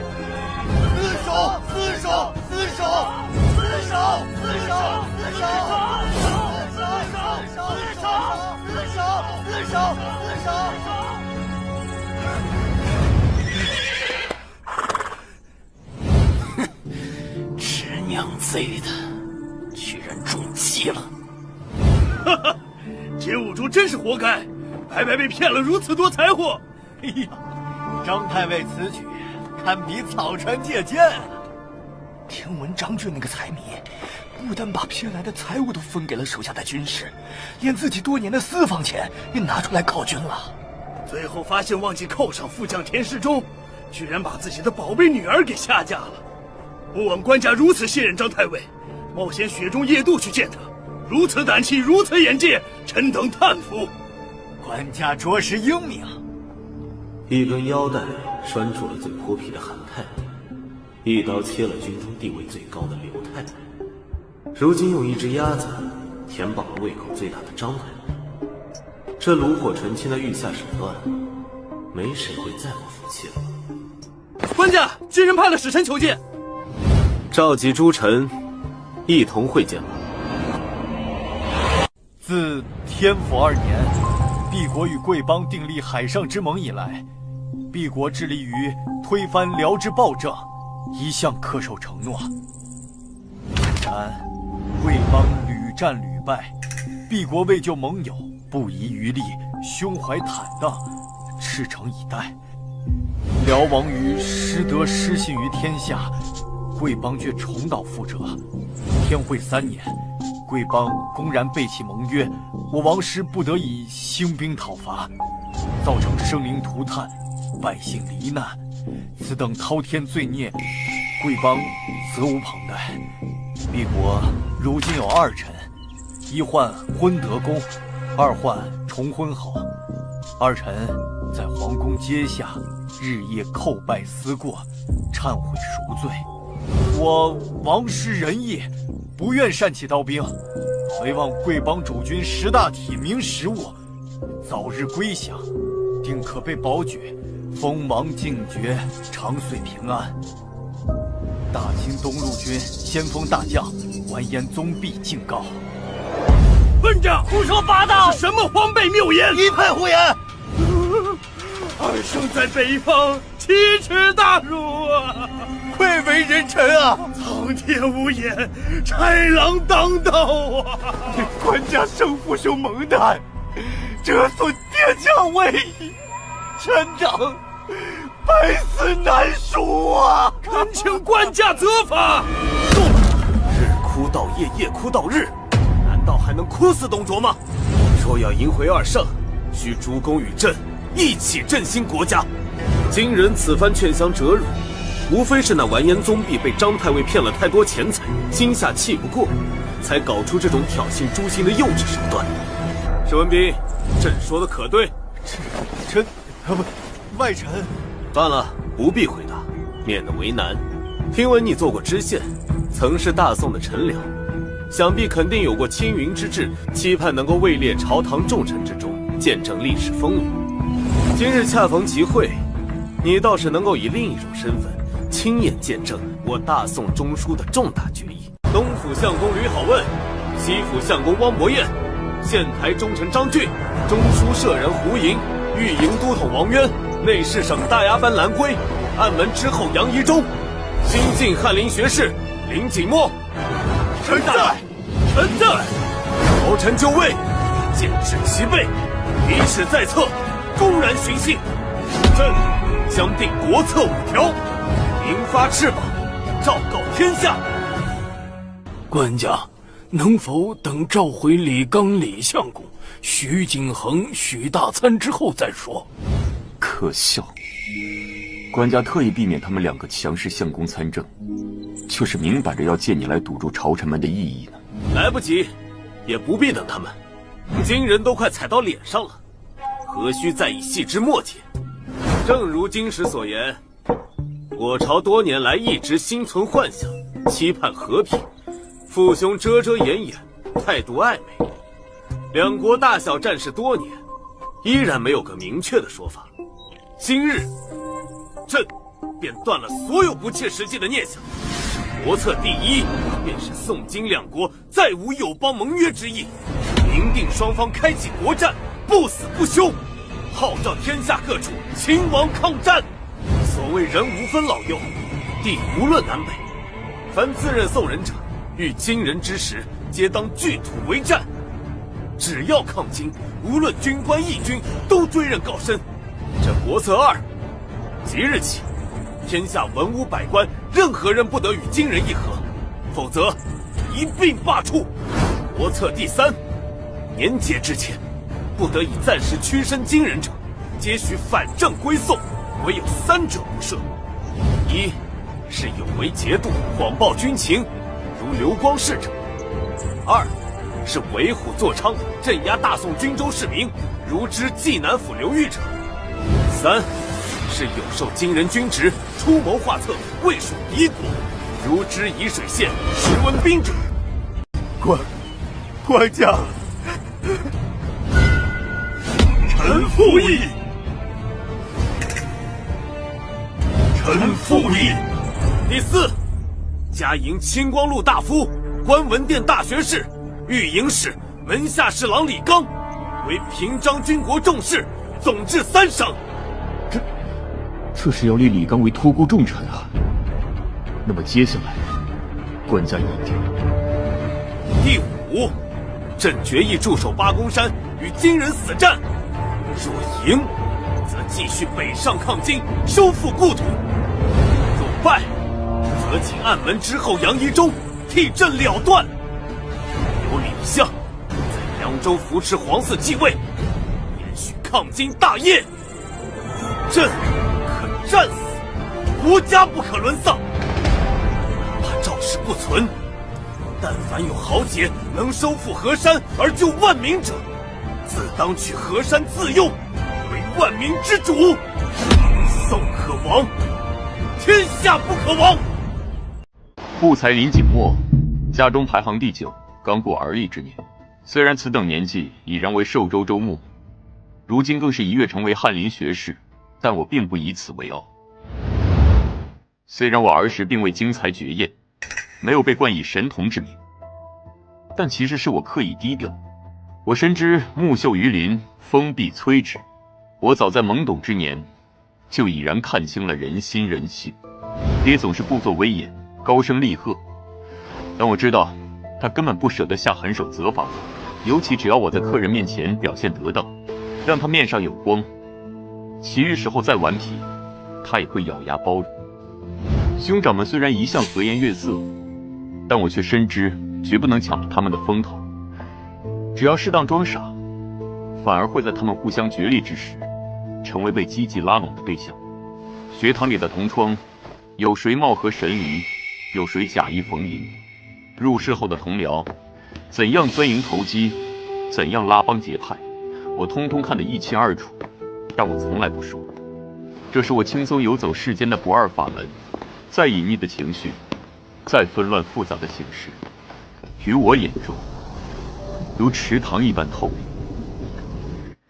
只是如此俯视芸芸众生，久而久之，还真有点寂寞如雪。不过今日，我头一回对自己产生了怀疑。新官家继任以来，一路难逃，任谁也会觉得朝廷绝技不敢再战。我守在这南下必经的淮水寿州，果然等到了行在进驻。早听闻新官家难逃窘迫，我专程奉上本地特产鸭肉，果然博得官家好感，破格升为翰林学士。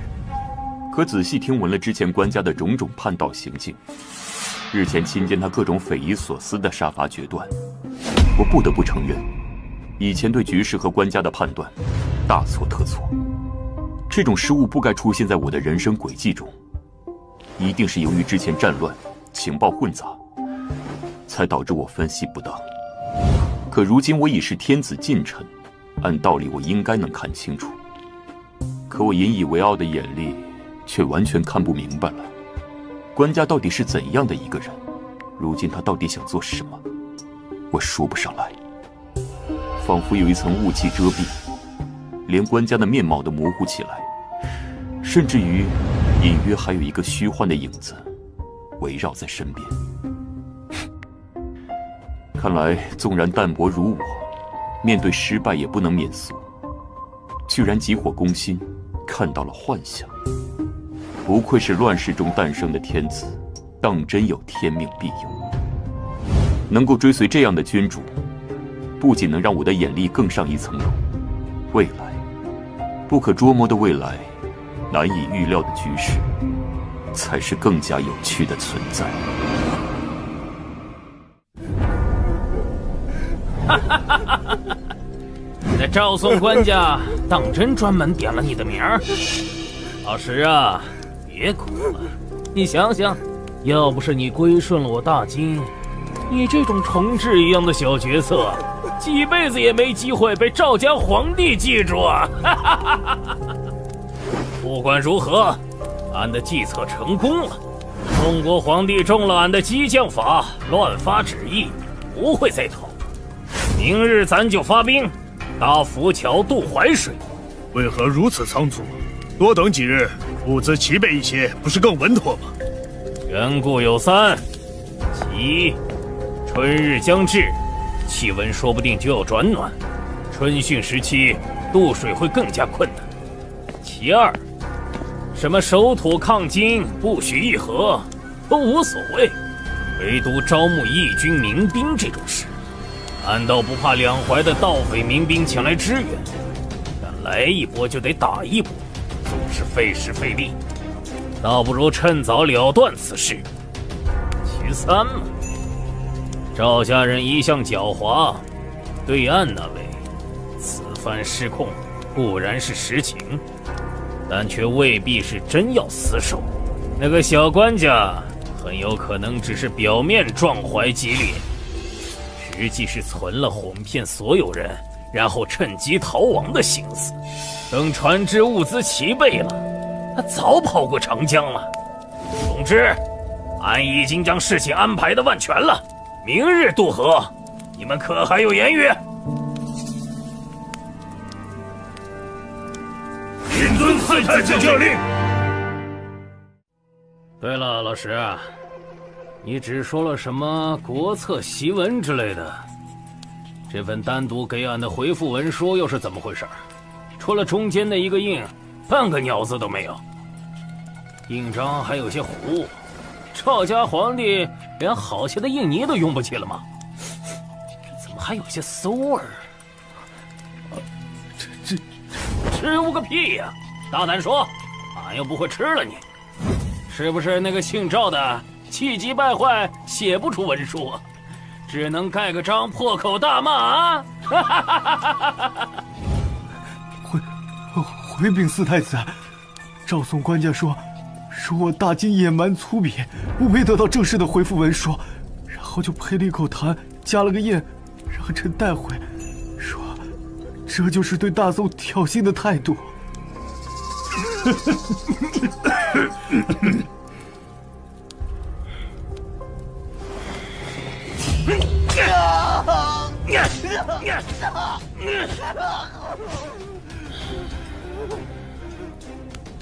今夜你就留在帐里，哪儿也别去。是。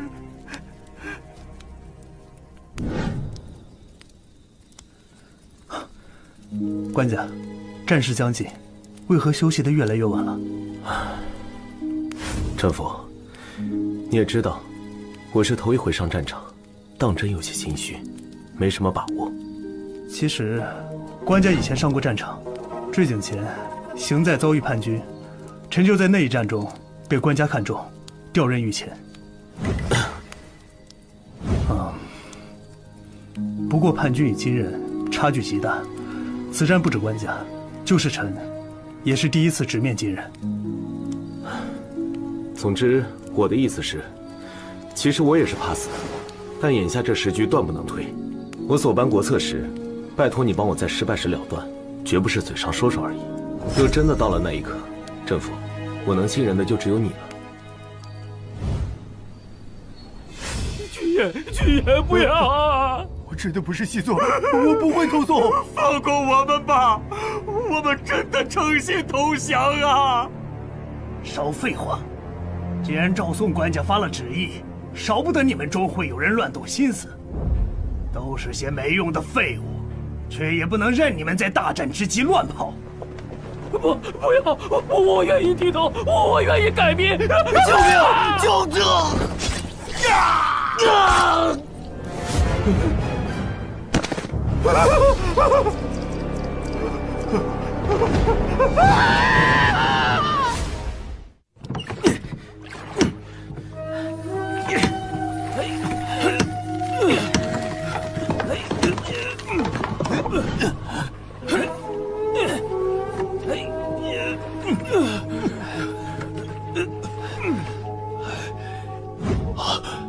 这些金人胆子也太大了，居然敢用木桶敷香，做这么简陋的浮桥，还将渡口设置在下蔡2里之外。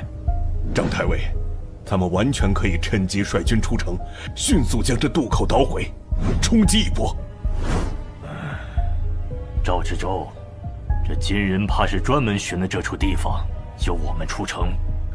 看似区区2-3里地，但咱们这全城2-3万人，送光了也未必过得去。那夜袭呢？或许可行，但应该来不及。这是何意？莫非这浮桥一日便能成？不需一日，恐怕大半日即可。日暮时分，更是能度过千百精锐甲士。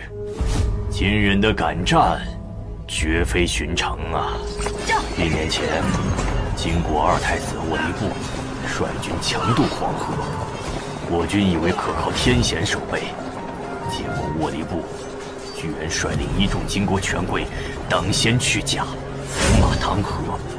金军气势如虹，我军将士大骇，纷纷不战而走。几十万大军一触即溃。而今日，城外的金国4太子兀术，当日也在沃里部麾下为将。如今，此人也必然不会失了身先士卒的气魄。恐怕浮桥一成，他便会不惜性命，强令全军渡河。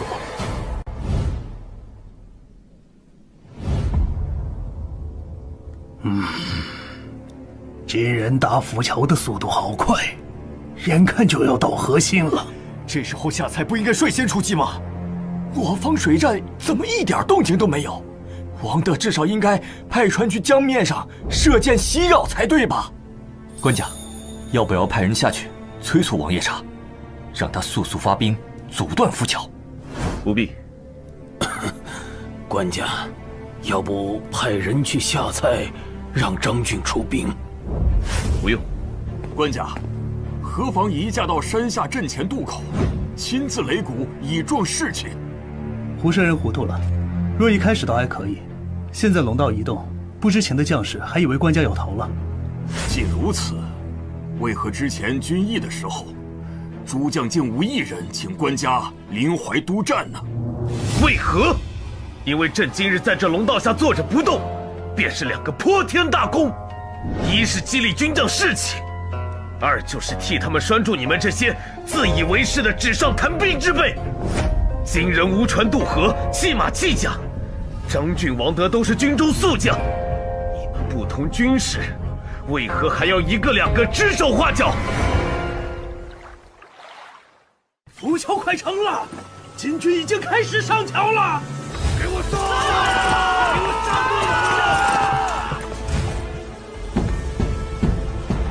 我军水战开启，王德正要出击了。龙首，上桥准备迎敌，全速航行，前锋船只准备点火，中军大船准备撞击核心浮桥，前方舢板火船即将接敌，发令旗，50步之内再点火。攻守准备，弩手交替，交叉放箭，别给他们点火的机会。这些宋军就是来送死的，这点人还想扛住咱们的射阵吗？嘿嘿，俺们这边安全接收一只舢板。那边有草都被电着了，放心，烧不起来。宋人前锋7只舢板都归俺们了。可恨！金人的弩箭威势太大了，前锋居然丝毫不起作用。不妨朝河中心直接撞过去。小心，宋人大船来了！向落水的鞑子放箭！别让他们上来，射死这群奸党！秦哥，咱们的船动不了了。什么？浮桥残木堵住了前路，浮桥下面有渔网缠住了轮桨，也无法后退啊！不好，金人要爬上来夺船！战机已到，除了这些大船，还要什么浮桥？呼卢浑、鄂鲁多，随岸杀上去，承俺二兄那般不世之功！快放箭，别让鞑子上来，射死这些进口！大晋国东路军先锋上将完颜宗弼在此，速速跪下受死！杀！秦哥，不好了！靠北侧的飞岑号被金人夺了，金人占据高点，开始向咱们旁边的刘越号传射。刘越号上的老五死了，不成了，老五手下开始跳船溃逃了。金人已经夺了2艘船，马上要杀向咱们这里了。完了，居然被夺了大船！这明明金人不上水战的。金人连战连胜10几年，士气、装备、军威都在巅峰，敢战敢拼敢死。我军士气低迷，接战击溃，大部分军士根本不敢抵抗，见到敌军就跳船逃跑，真是彻底垮掉了呀！官家，并非臣等不愿抗敌，真的是咱们的军队指望不上啊！金人夺了船，马上就会登岸，官家还请退，退，还要退到何处？总得有人站出来扭转局面呀！这是一时半会儿能扭转的吗？还不是得从长计议？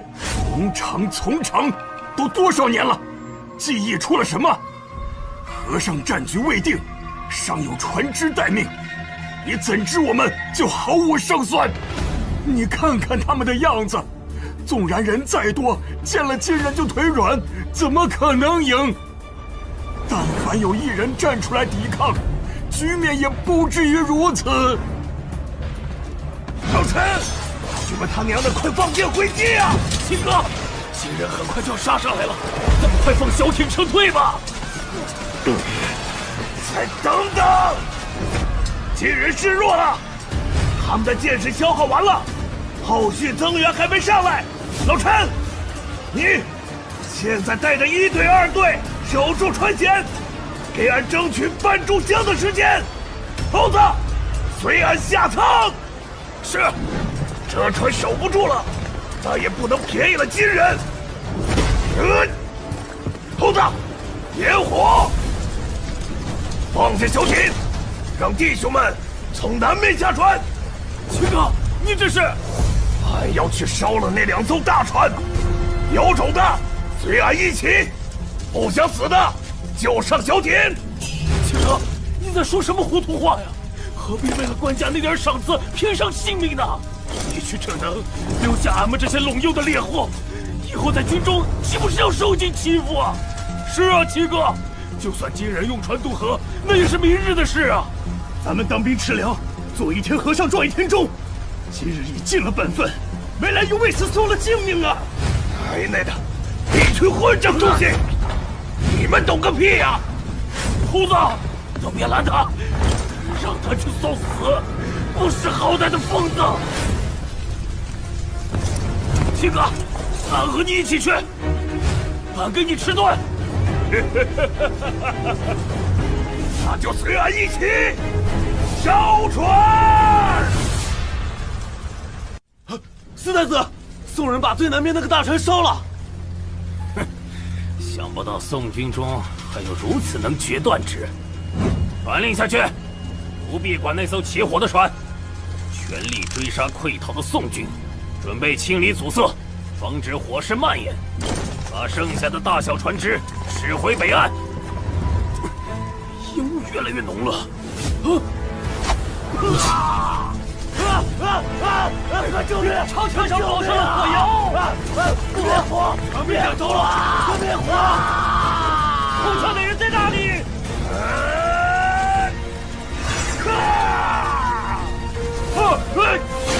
坏了，火势控制不住了！跳船，快跳船啊！下去剁了你死！金人太多了，你们上船，盾牌给我，你来有奖。我们绕到北面那船去，别让他们跑了！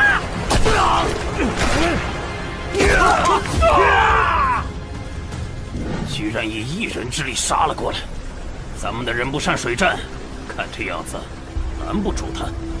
宋人之中果然也是多有豪杰，幸好这样的人不在他们的达官显贵之中。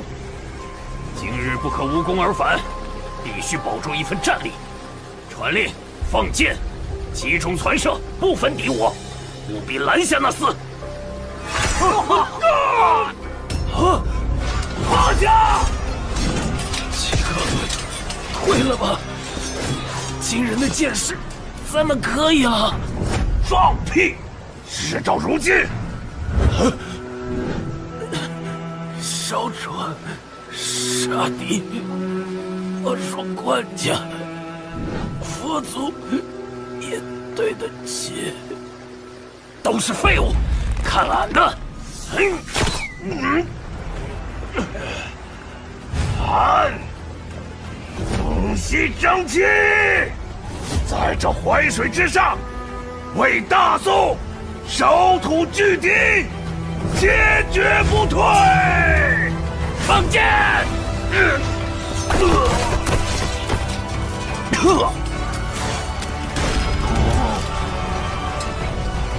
退！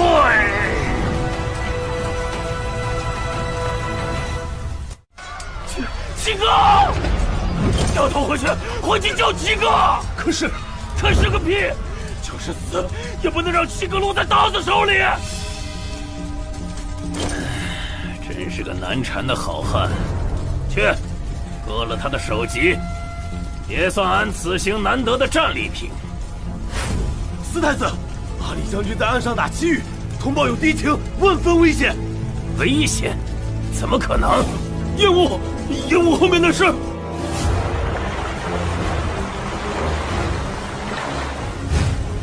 好，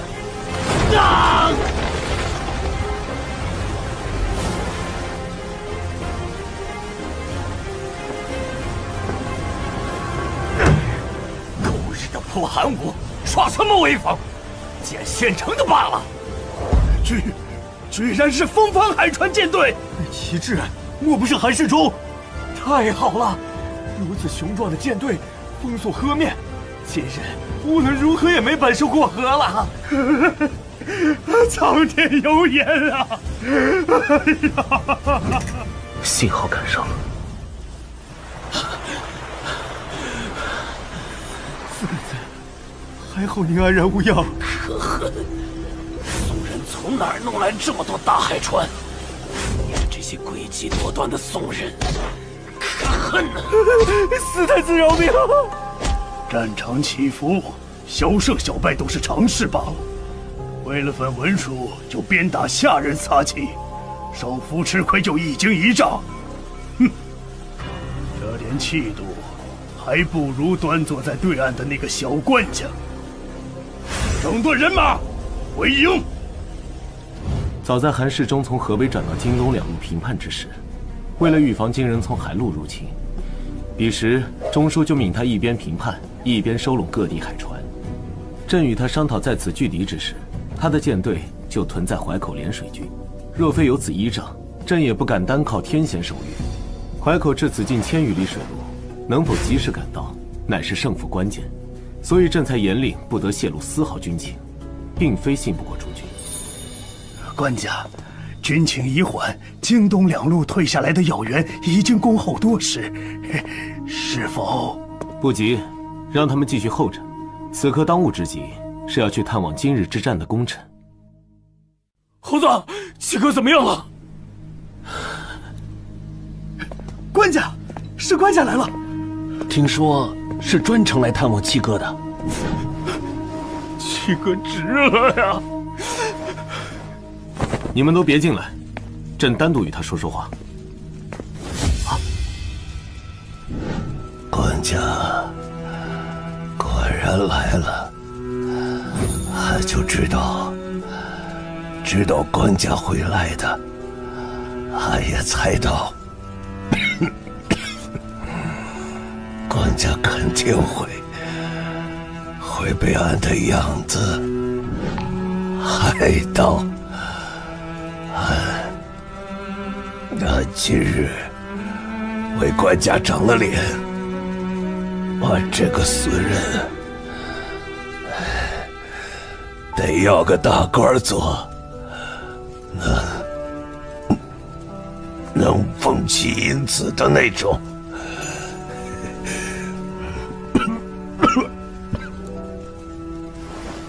这是自然。张青去后，若将来寻到你留在延安府的家人，长辈和妻子封诰命，儿子也一定给个大大的阴官。非止如此，将来真有一日太平了，朕封你张永贞做个淮河的河神，给你起庙，受天下人的香火。俺这种人，如何能做神仙？只是还有今日战死的兄弟。你放心，将来定和你一起成仙。今日赶战之事，朕绝不会亏待。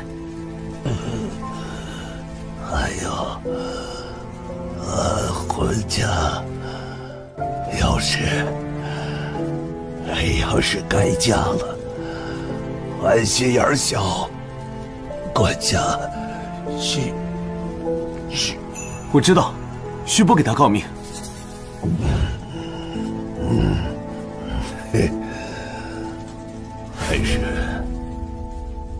还是给他吧，他也难。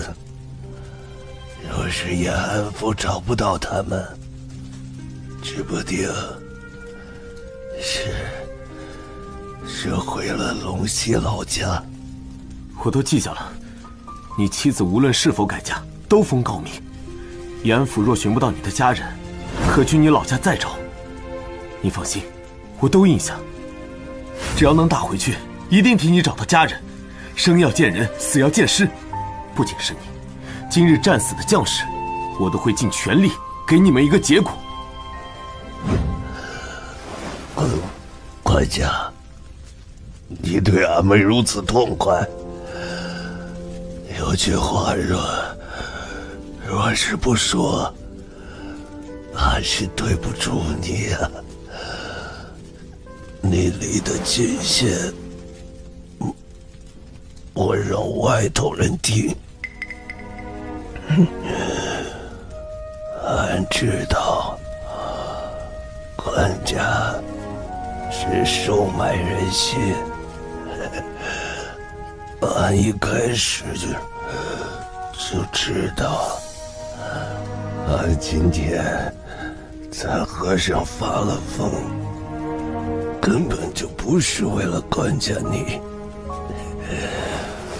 不是杀忠心，也不是为了杀上次恩典，俺就是想回家，想回家，想疯了。对不住。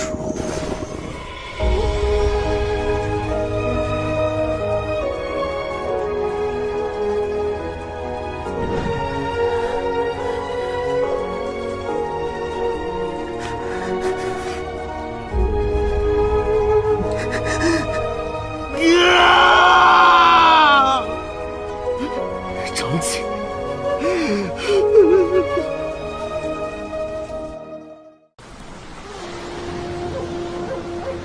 听闻官家先去探视那些丘巴了，好像还大哭了一场呢。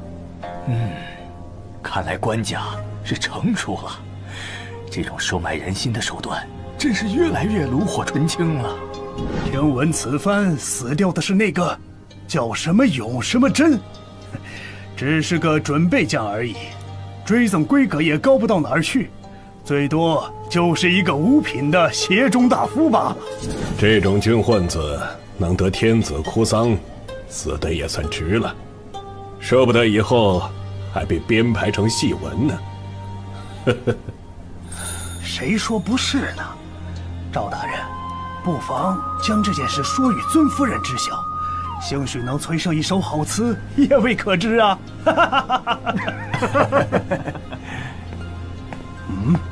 喂，小子，这些饭食酒水可是给我们准备的？诸位大人请见谅，这些酒食是官家特意吩咐送给韩将军的。韩将军整备舰队上岸后，官家说要先行慰问犒劳死伤将士，命他在官家帐内候着。什么？让韩世忠在帐内好吃好喝，让咱们在外面吹风受冻？重武轻文呐，这是官家做戏给那些丘巴看，也太过了吧！韩世忠那厮也忒不会做人，这几乎必要参他一般。对，参他。官家到，参见官家。诸位，今日为了犒慰军士，将你们晾在帐外大半日，你们可会怪朕？臣等丧徒败师之人，岂敢心存愿望？官家今日之胜，乃是史无前例，以兵家为重，自然是合理。只是臣的知道便好。今时不同往日，臣归陋习早已随二圣北受了，一切事宜都以抗金为重。今日只是小胜，金人依然虎视眈眈，灭宋之心昭然若揭，我们绝不能掉以轻心。刘钦，日前有广南志士北上秦王，但因为奸相黄潜山乱政，将他们视为反贼，困在江南。念你曾经也算和金人有过交战，并非完全失了骨气。朕打算委任你为江南西路制置使，去彼处收纳部队，平定治安，再引军北上支援，可能做到？臣绝不负官家今日恩殊。朕居然还升了半级。官家，臣赵明诚，同起戴罪立功。赵钦，自古艰难为一死，二生不能死节，凭什么要求你们呢？便是朕，也不过从南京一路弃地逃到淮上。纵然你是一兵一卒未发就弃城而逃，朕又怎么能够给你定罪？又何来戴罪立功之说？可是，国家沦丧之时，文臣中悠然有李若水、张叔夜等人敢去死节，武将中有张永贞这种人敢独自向北而战。所以讲，苟且偷生这种事固然可以容忍，但不能够一直容忍。而且你我君臣，是非多错，总该心知肚明吧？总该知道何为羞耻吧？臣等有罪，罪该万死。罢了，散去之前赠你们一首，据说是易安居士嘲讽你我的名篇，望牢记在心，既作鞭挞，也当鼓励。生当作人杰，死亦为鬼雄。至今思项羽，不肯过江东。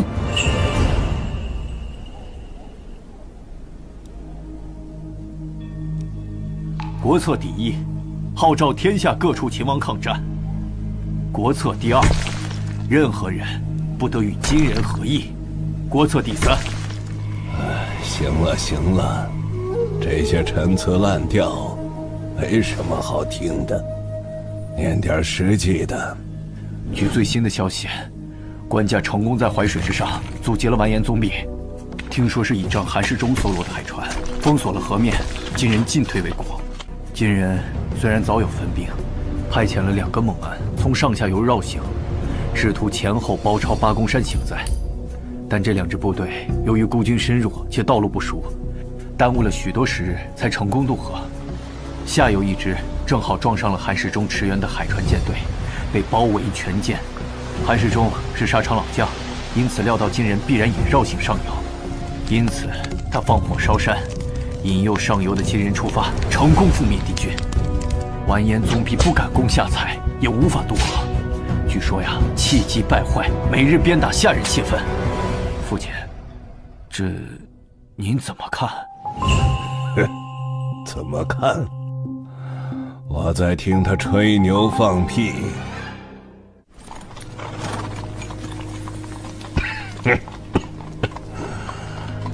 父亲，您贵为东京留守，何苦要去操劳那挑土担石的粗事？北上为官这么多年，我其实一直不适应中原的饮食。唯有开封这条街上一家小店的羊肉汤饼，能让我暂忘乡愁。一日劳作之后，来一碗热气腾腾、浓香扑鼻的羊肉汤饼，那滋味何其美哉呀！可如今，即使我做个所谓堂堂东京留守，再欲一尝这民间美食，也成了妄想。那店家不是死掉，就是逃难去了。此生怕再也回不来了。岂止那店家一户如此，靖康中虽然金人一直未有屠城，却把工匠、财货、军械、粮国掏尽了。而我军几十万溃兵更沦为盗匪，将自家都城洗劫一空。当年100多万的人口，如今只得不足20万的孱弱老幼。你看，这都快到掌灯的时候，却看不见几缕炊烟。曾经鼎盛繁华、风横裕大的东京城，现在已然是一座鬼城啊！所以说，我这样的有什么好娇贵的？我不通兵事，往日为官名声又不好，不出去转转，亲自做点事，谁能信我这个留守会死在东京呢？只是一想到羊肉汤饼，我就上火。这次来劝降的金使，就直接杀掉吧。什么？可是，父亲，那是使节啊，而且城外还有随行的护卫部队。哼，拒土抗金，官家说的吗？我已经命马子忠去提金使的人头，说什么也晚了。至于那什么捞神子的护卫部队，区区100人而已。我记得没错的话，今日在外巡视的可是那小子。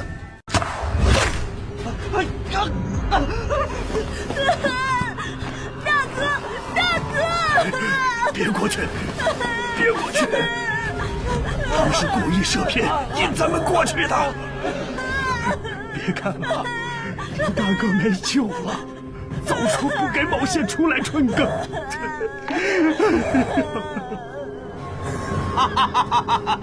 谁先把他射死，就输50两，射空的输100两。住！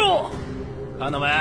俺这次定住了那厮的左脚，俺给你们开眼，把他的右耳给捉到！小心，在后面！天鸟贼，是送逼，只有一人也敢来送死。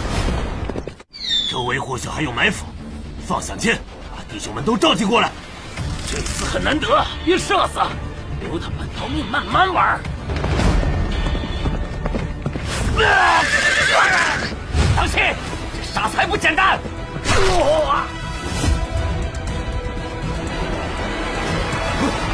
宋军怎会生得如此生猛？其他兄弟们来了，围杀了这鸟厮！不对，那不是咱们的旗帜，被围了！可恨！大意了，居然有埋伏！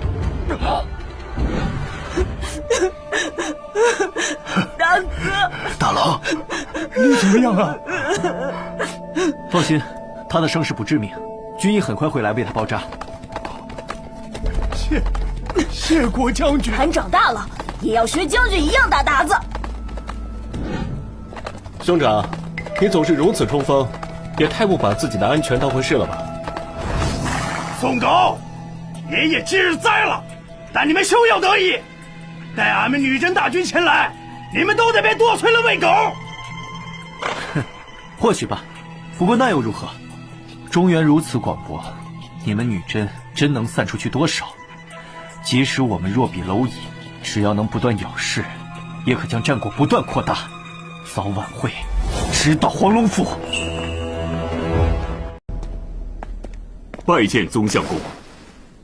下官已将金使拿下，随行一众叛国降人，皆已正法。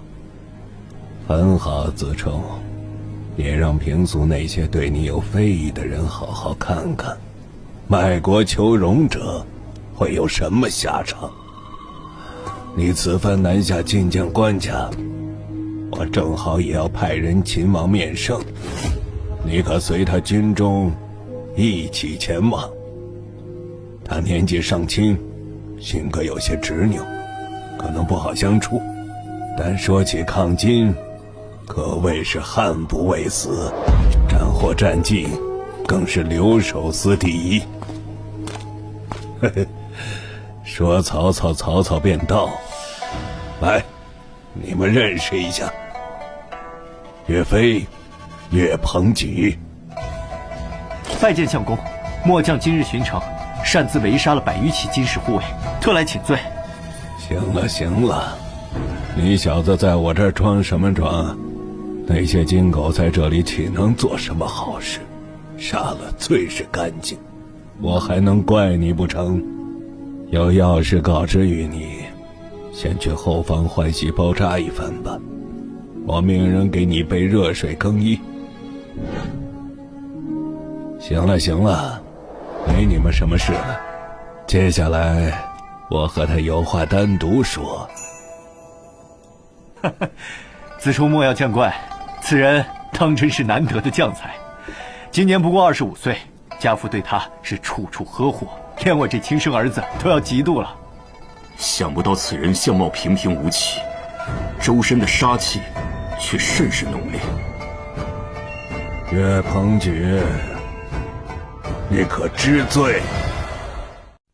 年前腊月你出征前，我是如何说的？非不敢忘。当时末将以500骑为他白使，往泗水关侦察完颜宗翰大队。宗相公原话：汝罪当死，无事不问。今当为我立功，往事敌视，故得轻斗。是这话。那你是怎么做的呢？末将违背了相公的军令，临阵相斗敌军，大队而返。是啊，你这算是违背了我的节制和军令吧？恩相，末将。其实按军规，当日你擅自脱离王彦部，前来东京之时，便该死了。留守司上上下下，人人都说该杀你，我还是赦免了你。腊月那次也是，你公然违背军令，我非但没有责罚，反而大力奖赏，提拔你做了统领。你知道为了什么？因为末将能抗金。不错，万事以抗金为先。你与王彦的分歧在于抗金方法的争议，违抗我的节制也情有可原。将在外，军令有所不受吗？你说对不对？不对。如今的留守司，万事系于相公一身，皆以情势或宽纵或严制。相公真欲收复河北，平定中原，便当恪守军律，严格军纪，否则绝难练出可以对抗金人的真正强军。彭举呀，你这个性子，随便换个相公，早不知斩你几十回了。也罢，就当你觉得我肚中能撑船吧，所以才知无不言吧。只是你所说的练兵之法，不是我这个留守能做到的，那应该是你的抱负才对。统御三军，执掌数十万兵马，放眼与天下局势的帅才。感谢恩相栽培，非惭愧。末将已改了当年的执拗性子，只是格外清楚恩相心意，才放肆说。无妨，既然咱们都了解对方志气，互为同志，就不要扯这些了。今日找你来有3件事，请相公君旨。第一，你这段时间战功卓著，我打算擢升你为统治。这是文书，季青部还给你加上你在华州救出张会残部1000人，他们都服气你。明日我再给你凑几百套甲胄弓矢什么的，弄个3000人的样子出来。第二件事，收州那边来的檄文和战报，你怎么看？野韩将军的海船舰队封锁江面，确实能阻截金人，但想必完颜宗弼的军队也只是不得推进，没有伤到根本。可无论如何，总是好事。欲复河北，非一朝一夕能成，需大军数十万迎敌主力而胜，方能成事。而欲成精兵数十万，非官家出面定下决心与方略，再据东南、荆襄、巴蜀、关中，乃至两淮、中原之权力，否则断无可能。你胸中果然有沟壑，这是好事。可惜我在河北就看得清楚，这位赵官家内里之不堪，不比他父兄少半分。只是此人极善伪装，逢人说人话，见鬼说鬼话，看着体面，其实懦弱不堪，见风使舵，随波逐流。这些檄文战报真真假假，虚虚实实，鬼知道实情如何。摊上他们父子3个官家，真是国家之大不幸。唉，扯远了，不说这些。总之，此番还得要你前去秦王救驾，官家到底是要圆乎一番的。末将领命。恩相，那第3件事。对，差点忘了。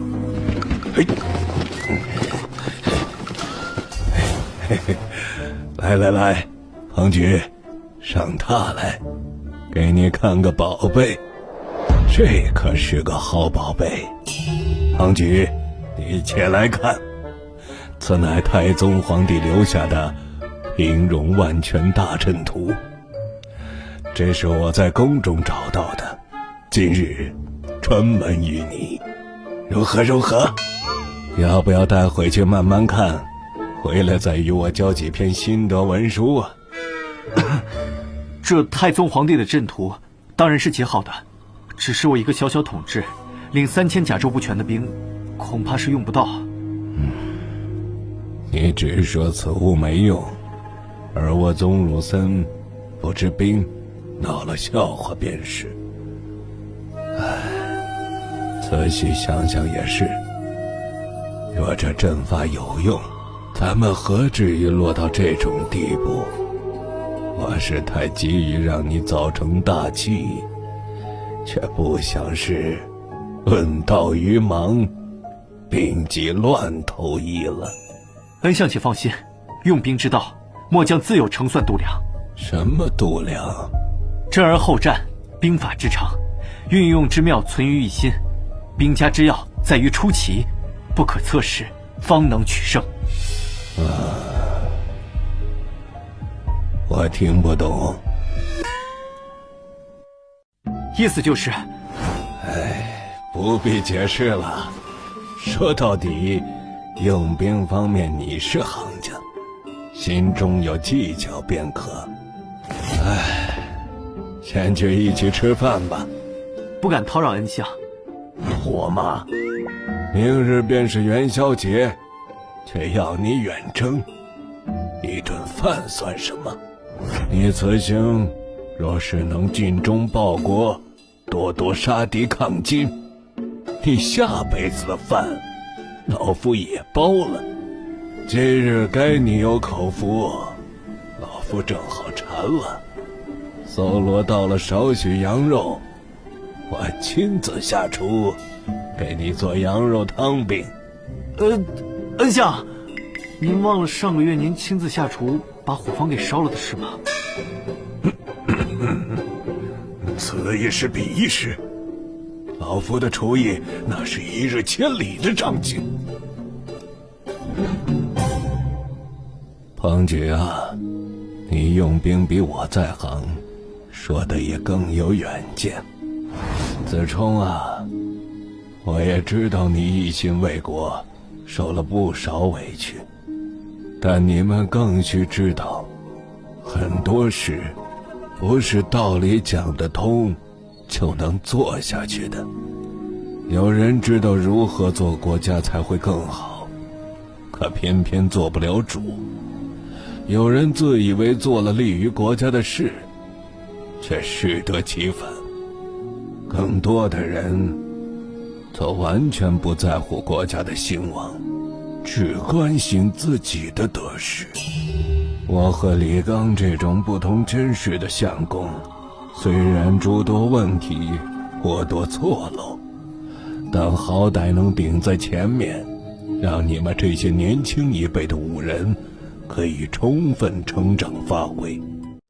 换作是黄潜善那类全歼上尉，你们岂能再有为国报效的机会？非我顽固不认错，眼下的情势，能守住这防线，让你们有空间成长为国家的栋梁，便是我最大的功劳。可抗金之事，非一朝一夕，你们作为武人，有我们的资历吗？有进士的身份吗？有这个年纪和拥立之功吗？所以啊，当我们不在了，你们若想成事，不仅要收起性子相忍为国，更一定要懂得自保和结识内外援护，要保重，再保重。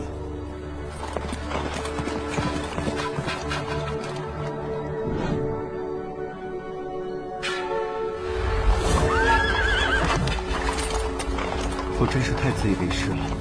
自靖康来，所有人，包括官家，都在难逃，只有宗相一人在坚守东京，鞠躬尽瘁，收拢溃兵，团结义民，硬生生地撑住了局面。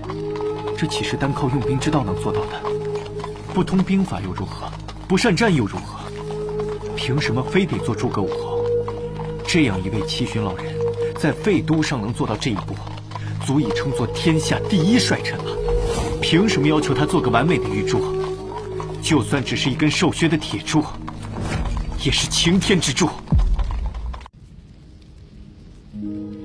拜见太尉。听闻你是营中刺青手艺最好的，俺明日出征，可能一夜妥帖。太尉放心，俺单手独龙背岩的手艺可不是吹来的，甭管什么图案、什么地方，一夜保管妥帖。那便好，须将4个字与俺深刻在背上。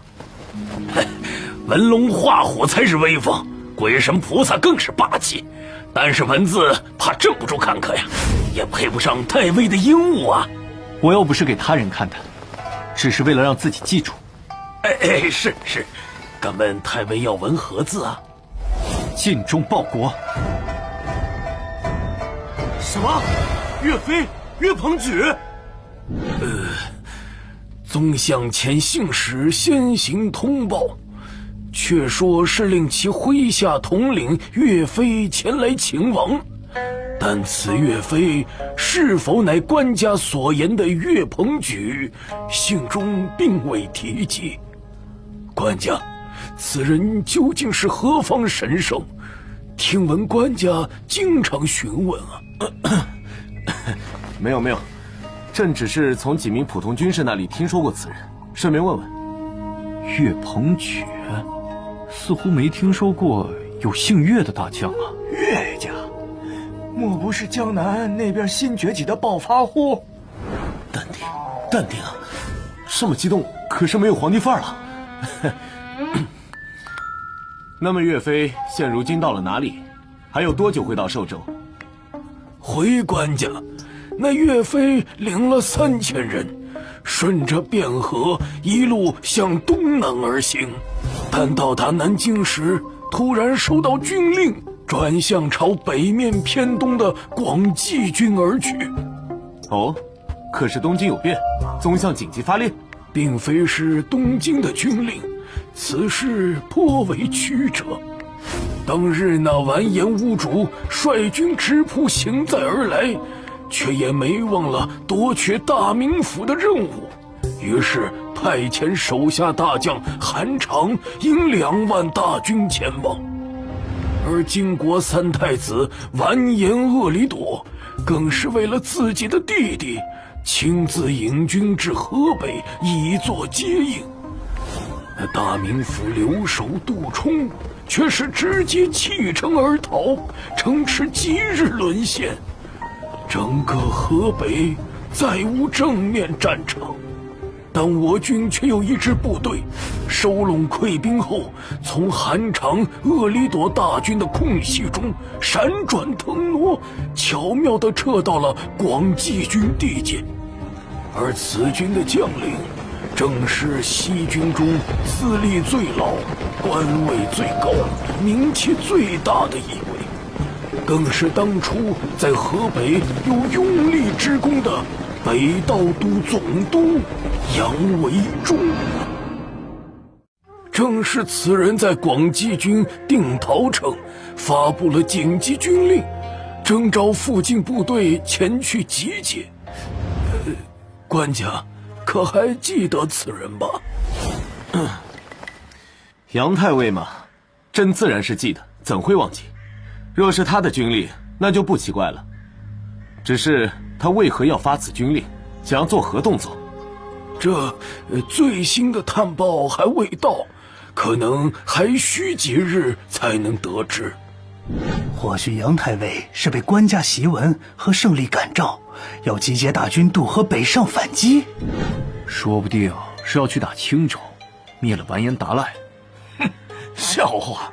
完颜达赖数万精兵，能随便打得赢河北，还会沦陷吗？那是不是他有什么趁乱不臣之心啊？那可是杨怀忠，说什么蠢话呢？官家，臣大概知道杨太尉的谋划。良臣就知道你有高见，站那么远做甚？近前来说话。杨太尉此番谋略可谓正中要害，乃是线下破局的重点。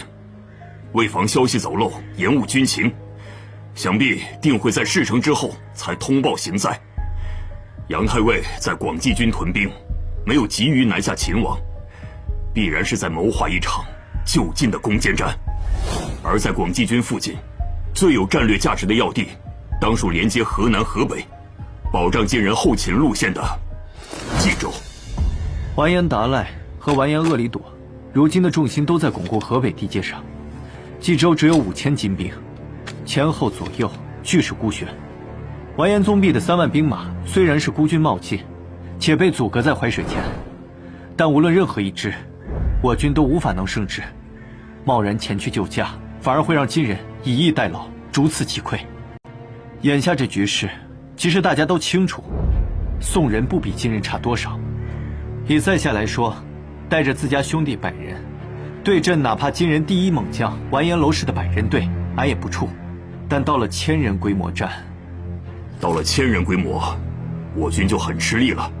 非得俺们几个最能打的太尉，拿出各自的核心战力去拼，才勉强有几分胜算。至于到万人级别的战役，面对辽、西、西夏，以及我军诸敌，金人从无败绩。金人满万不可敌，并非虚言。的确，即使各路援军前来凑出10几万，也围不住完颜兀术。或许还不如现在的局势稳固。那么击破冀州确实可行吗？金人久无败绩，且擅长野战，绝不会据城坚守。而冀州周边多是丘陵水泽，正好克制骑兵。只要能顺利将金人拖入不利环境，或许能有胜算。只是杨太尉到了，诸位统领，请入大帐军议。只是杨老太尉年事已高，又刚从河北惨烈战场上退下，能召集各路豪杰聚集，已属不易，万不可能再亲自披挂上阵。所以此番领军将领才是个中关键。但想来这各路人马当中，鱼龙混杂，心思各异，能统领他们作战，不仅需要卓绝的军事才能，更要有无与伦比的威势，领袖群雄。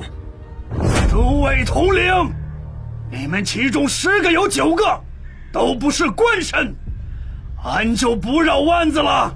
今日召集大伙前来，是为了打冀州的金人。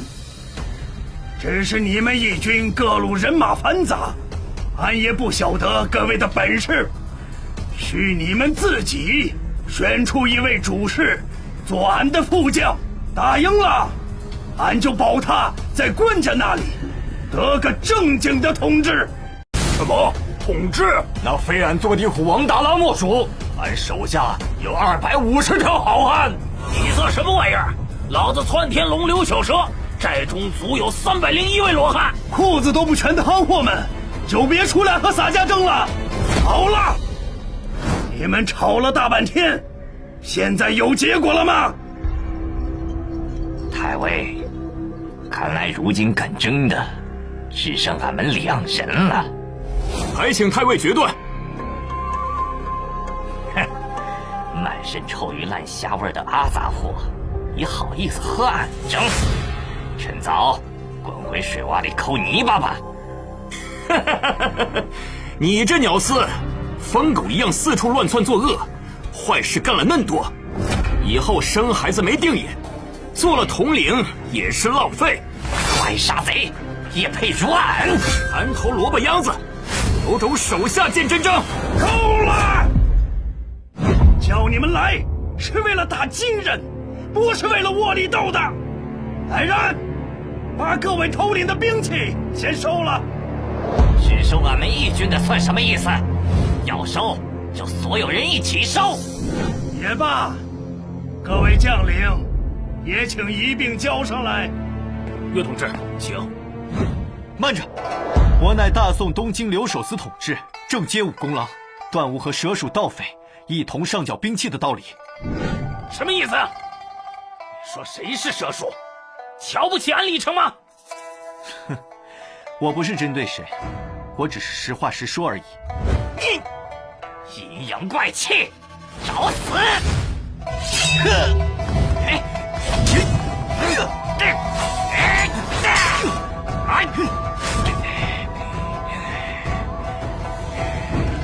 李成，你在我大宋军营内回头看我正经的统治将领，算怎么回事？哼，是俺唐突了，不过俺也算看出来了，你们压根儿瞧不起俺。既然如此，俺自去罢了。杨太尉，你若想杀俺，尽管从背后下刀，只要以后事情传开，看还有谁敢与你一同抗金。咱们走。岳同志，你故意激他发作，是何意图啊？那李成本就是存心不良，他本是作匪，为何弃了老巢，跑到东京西路来抗金？我看他只是想趁乱取利，意图割据。末将前来途中，就抓到了他们联络金人与叛贼的细作。此等唯利是图之辈，岂会真心抗金？而水泊梁山一半都在冀州，金军在彼处作威作福，践踏百姓。张头领身为梁山之主，手下都是当地穷苦渔民，所以末将相信张头领的抗金决心。太尉选他做副手统治，应当合适。这小哥，你的武艺和眼光没得说，俺认下你这个兄弟了。来来来，杨老太尉，俺这统治也不白当，俺手下万把子人，你们就说怎么打吧。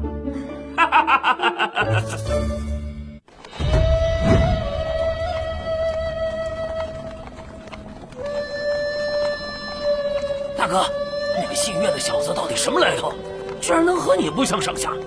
这么多年，就没见有人能在你手底下挨过3刀的。放你娘的屁！大哥那是让着他，真杀了人，俺们还能全虚全倚的出来。哼，那小子确实是个好手，不过还嫩了点儿，以后再遇见他，定不饶他。大哥，那咱们还去打金人不？打个屁！别人家的天下，咱们何苦拼命？以后谁给的钱多，咱们跟谁混。这梁山周边的水貌地势，俺不用看图，闭着眼也能知道。克制骑兵的地界，俺能找出几10处。咱们少说能凑出2万人设伏，粮草兵器不缺，前后准备5天就能办妥。但是最大的问题就是，金人也不是傻子，怎会平白进来送死？所以这关窍是如何诱敌，谁个敢去？那可是5000骑兵，去了就是送死啊！放心，只要张统治能成功设伏，诱敌之策交给俺，俺在此立下军令状，5日破敌，否则提头来见。将军，这算什么事儿呢？不能去猎杀周边的农户取乐也就罢了，前天居然连一支巡城的队伍都被伏击，为首的百户长更是被斩杀。当晚受军法牵连被拔队斩的就有22个。现在城外满是游击的散苏碎军，动不动就偷袭俺们。他们堂堂大金5000勇士骑兵，完全足以横扫中原。完颜将军凭什么非要禁止俺们出城迎敌啊？凭什么？当然凭他姓完颜，他是万户，他的命令就是军法。你们谁敢违抗？不过可别小瞧了他，虽然年纪不大，好歹人家也是自幼从军，灭辽败宋的战争资历，倒是一点不少。说实话，以他的能力，若是皇族，现在与淮河领军的就是他，而非四太子了。可惜呀，不过谁让他还沉迷宋人那些书啊、史啊、兵法什么的。东西府的老将军们最反感这些了，他以后怕是没什么机会了。将军，城外有宋军前来挑衅。来了多少人？7个人。走，上城楼看看。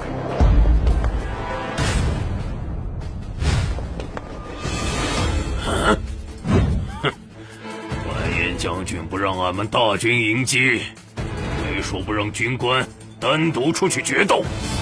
你们谁敢下去挑了这鸟丝，俺绝对保举他。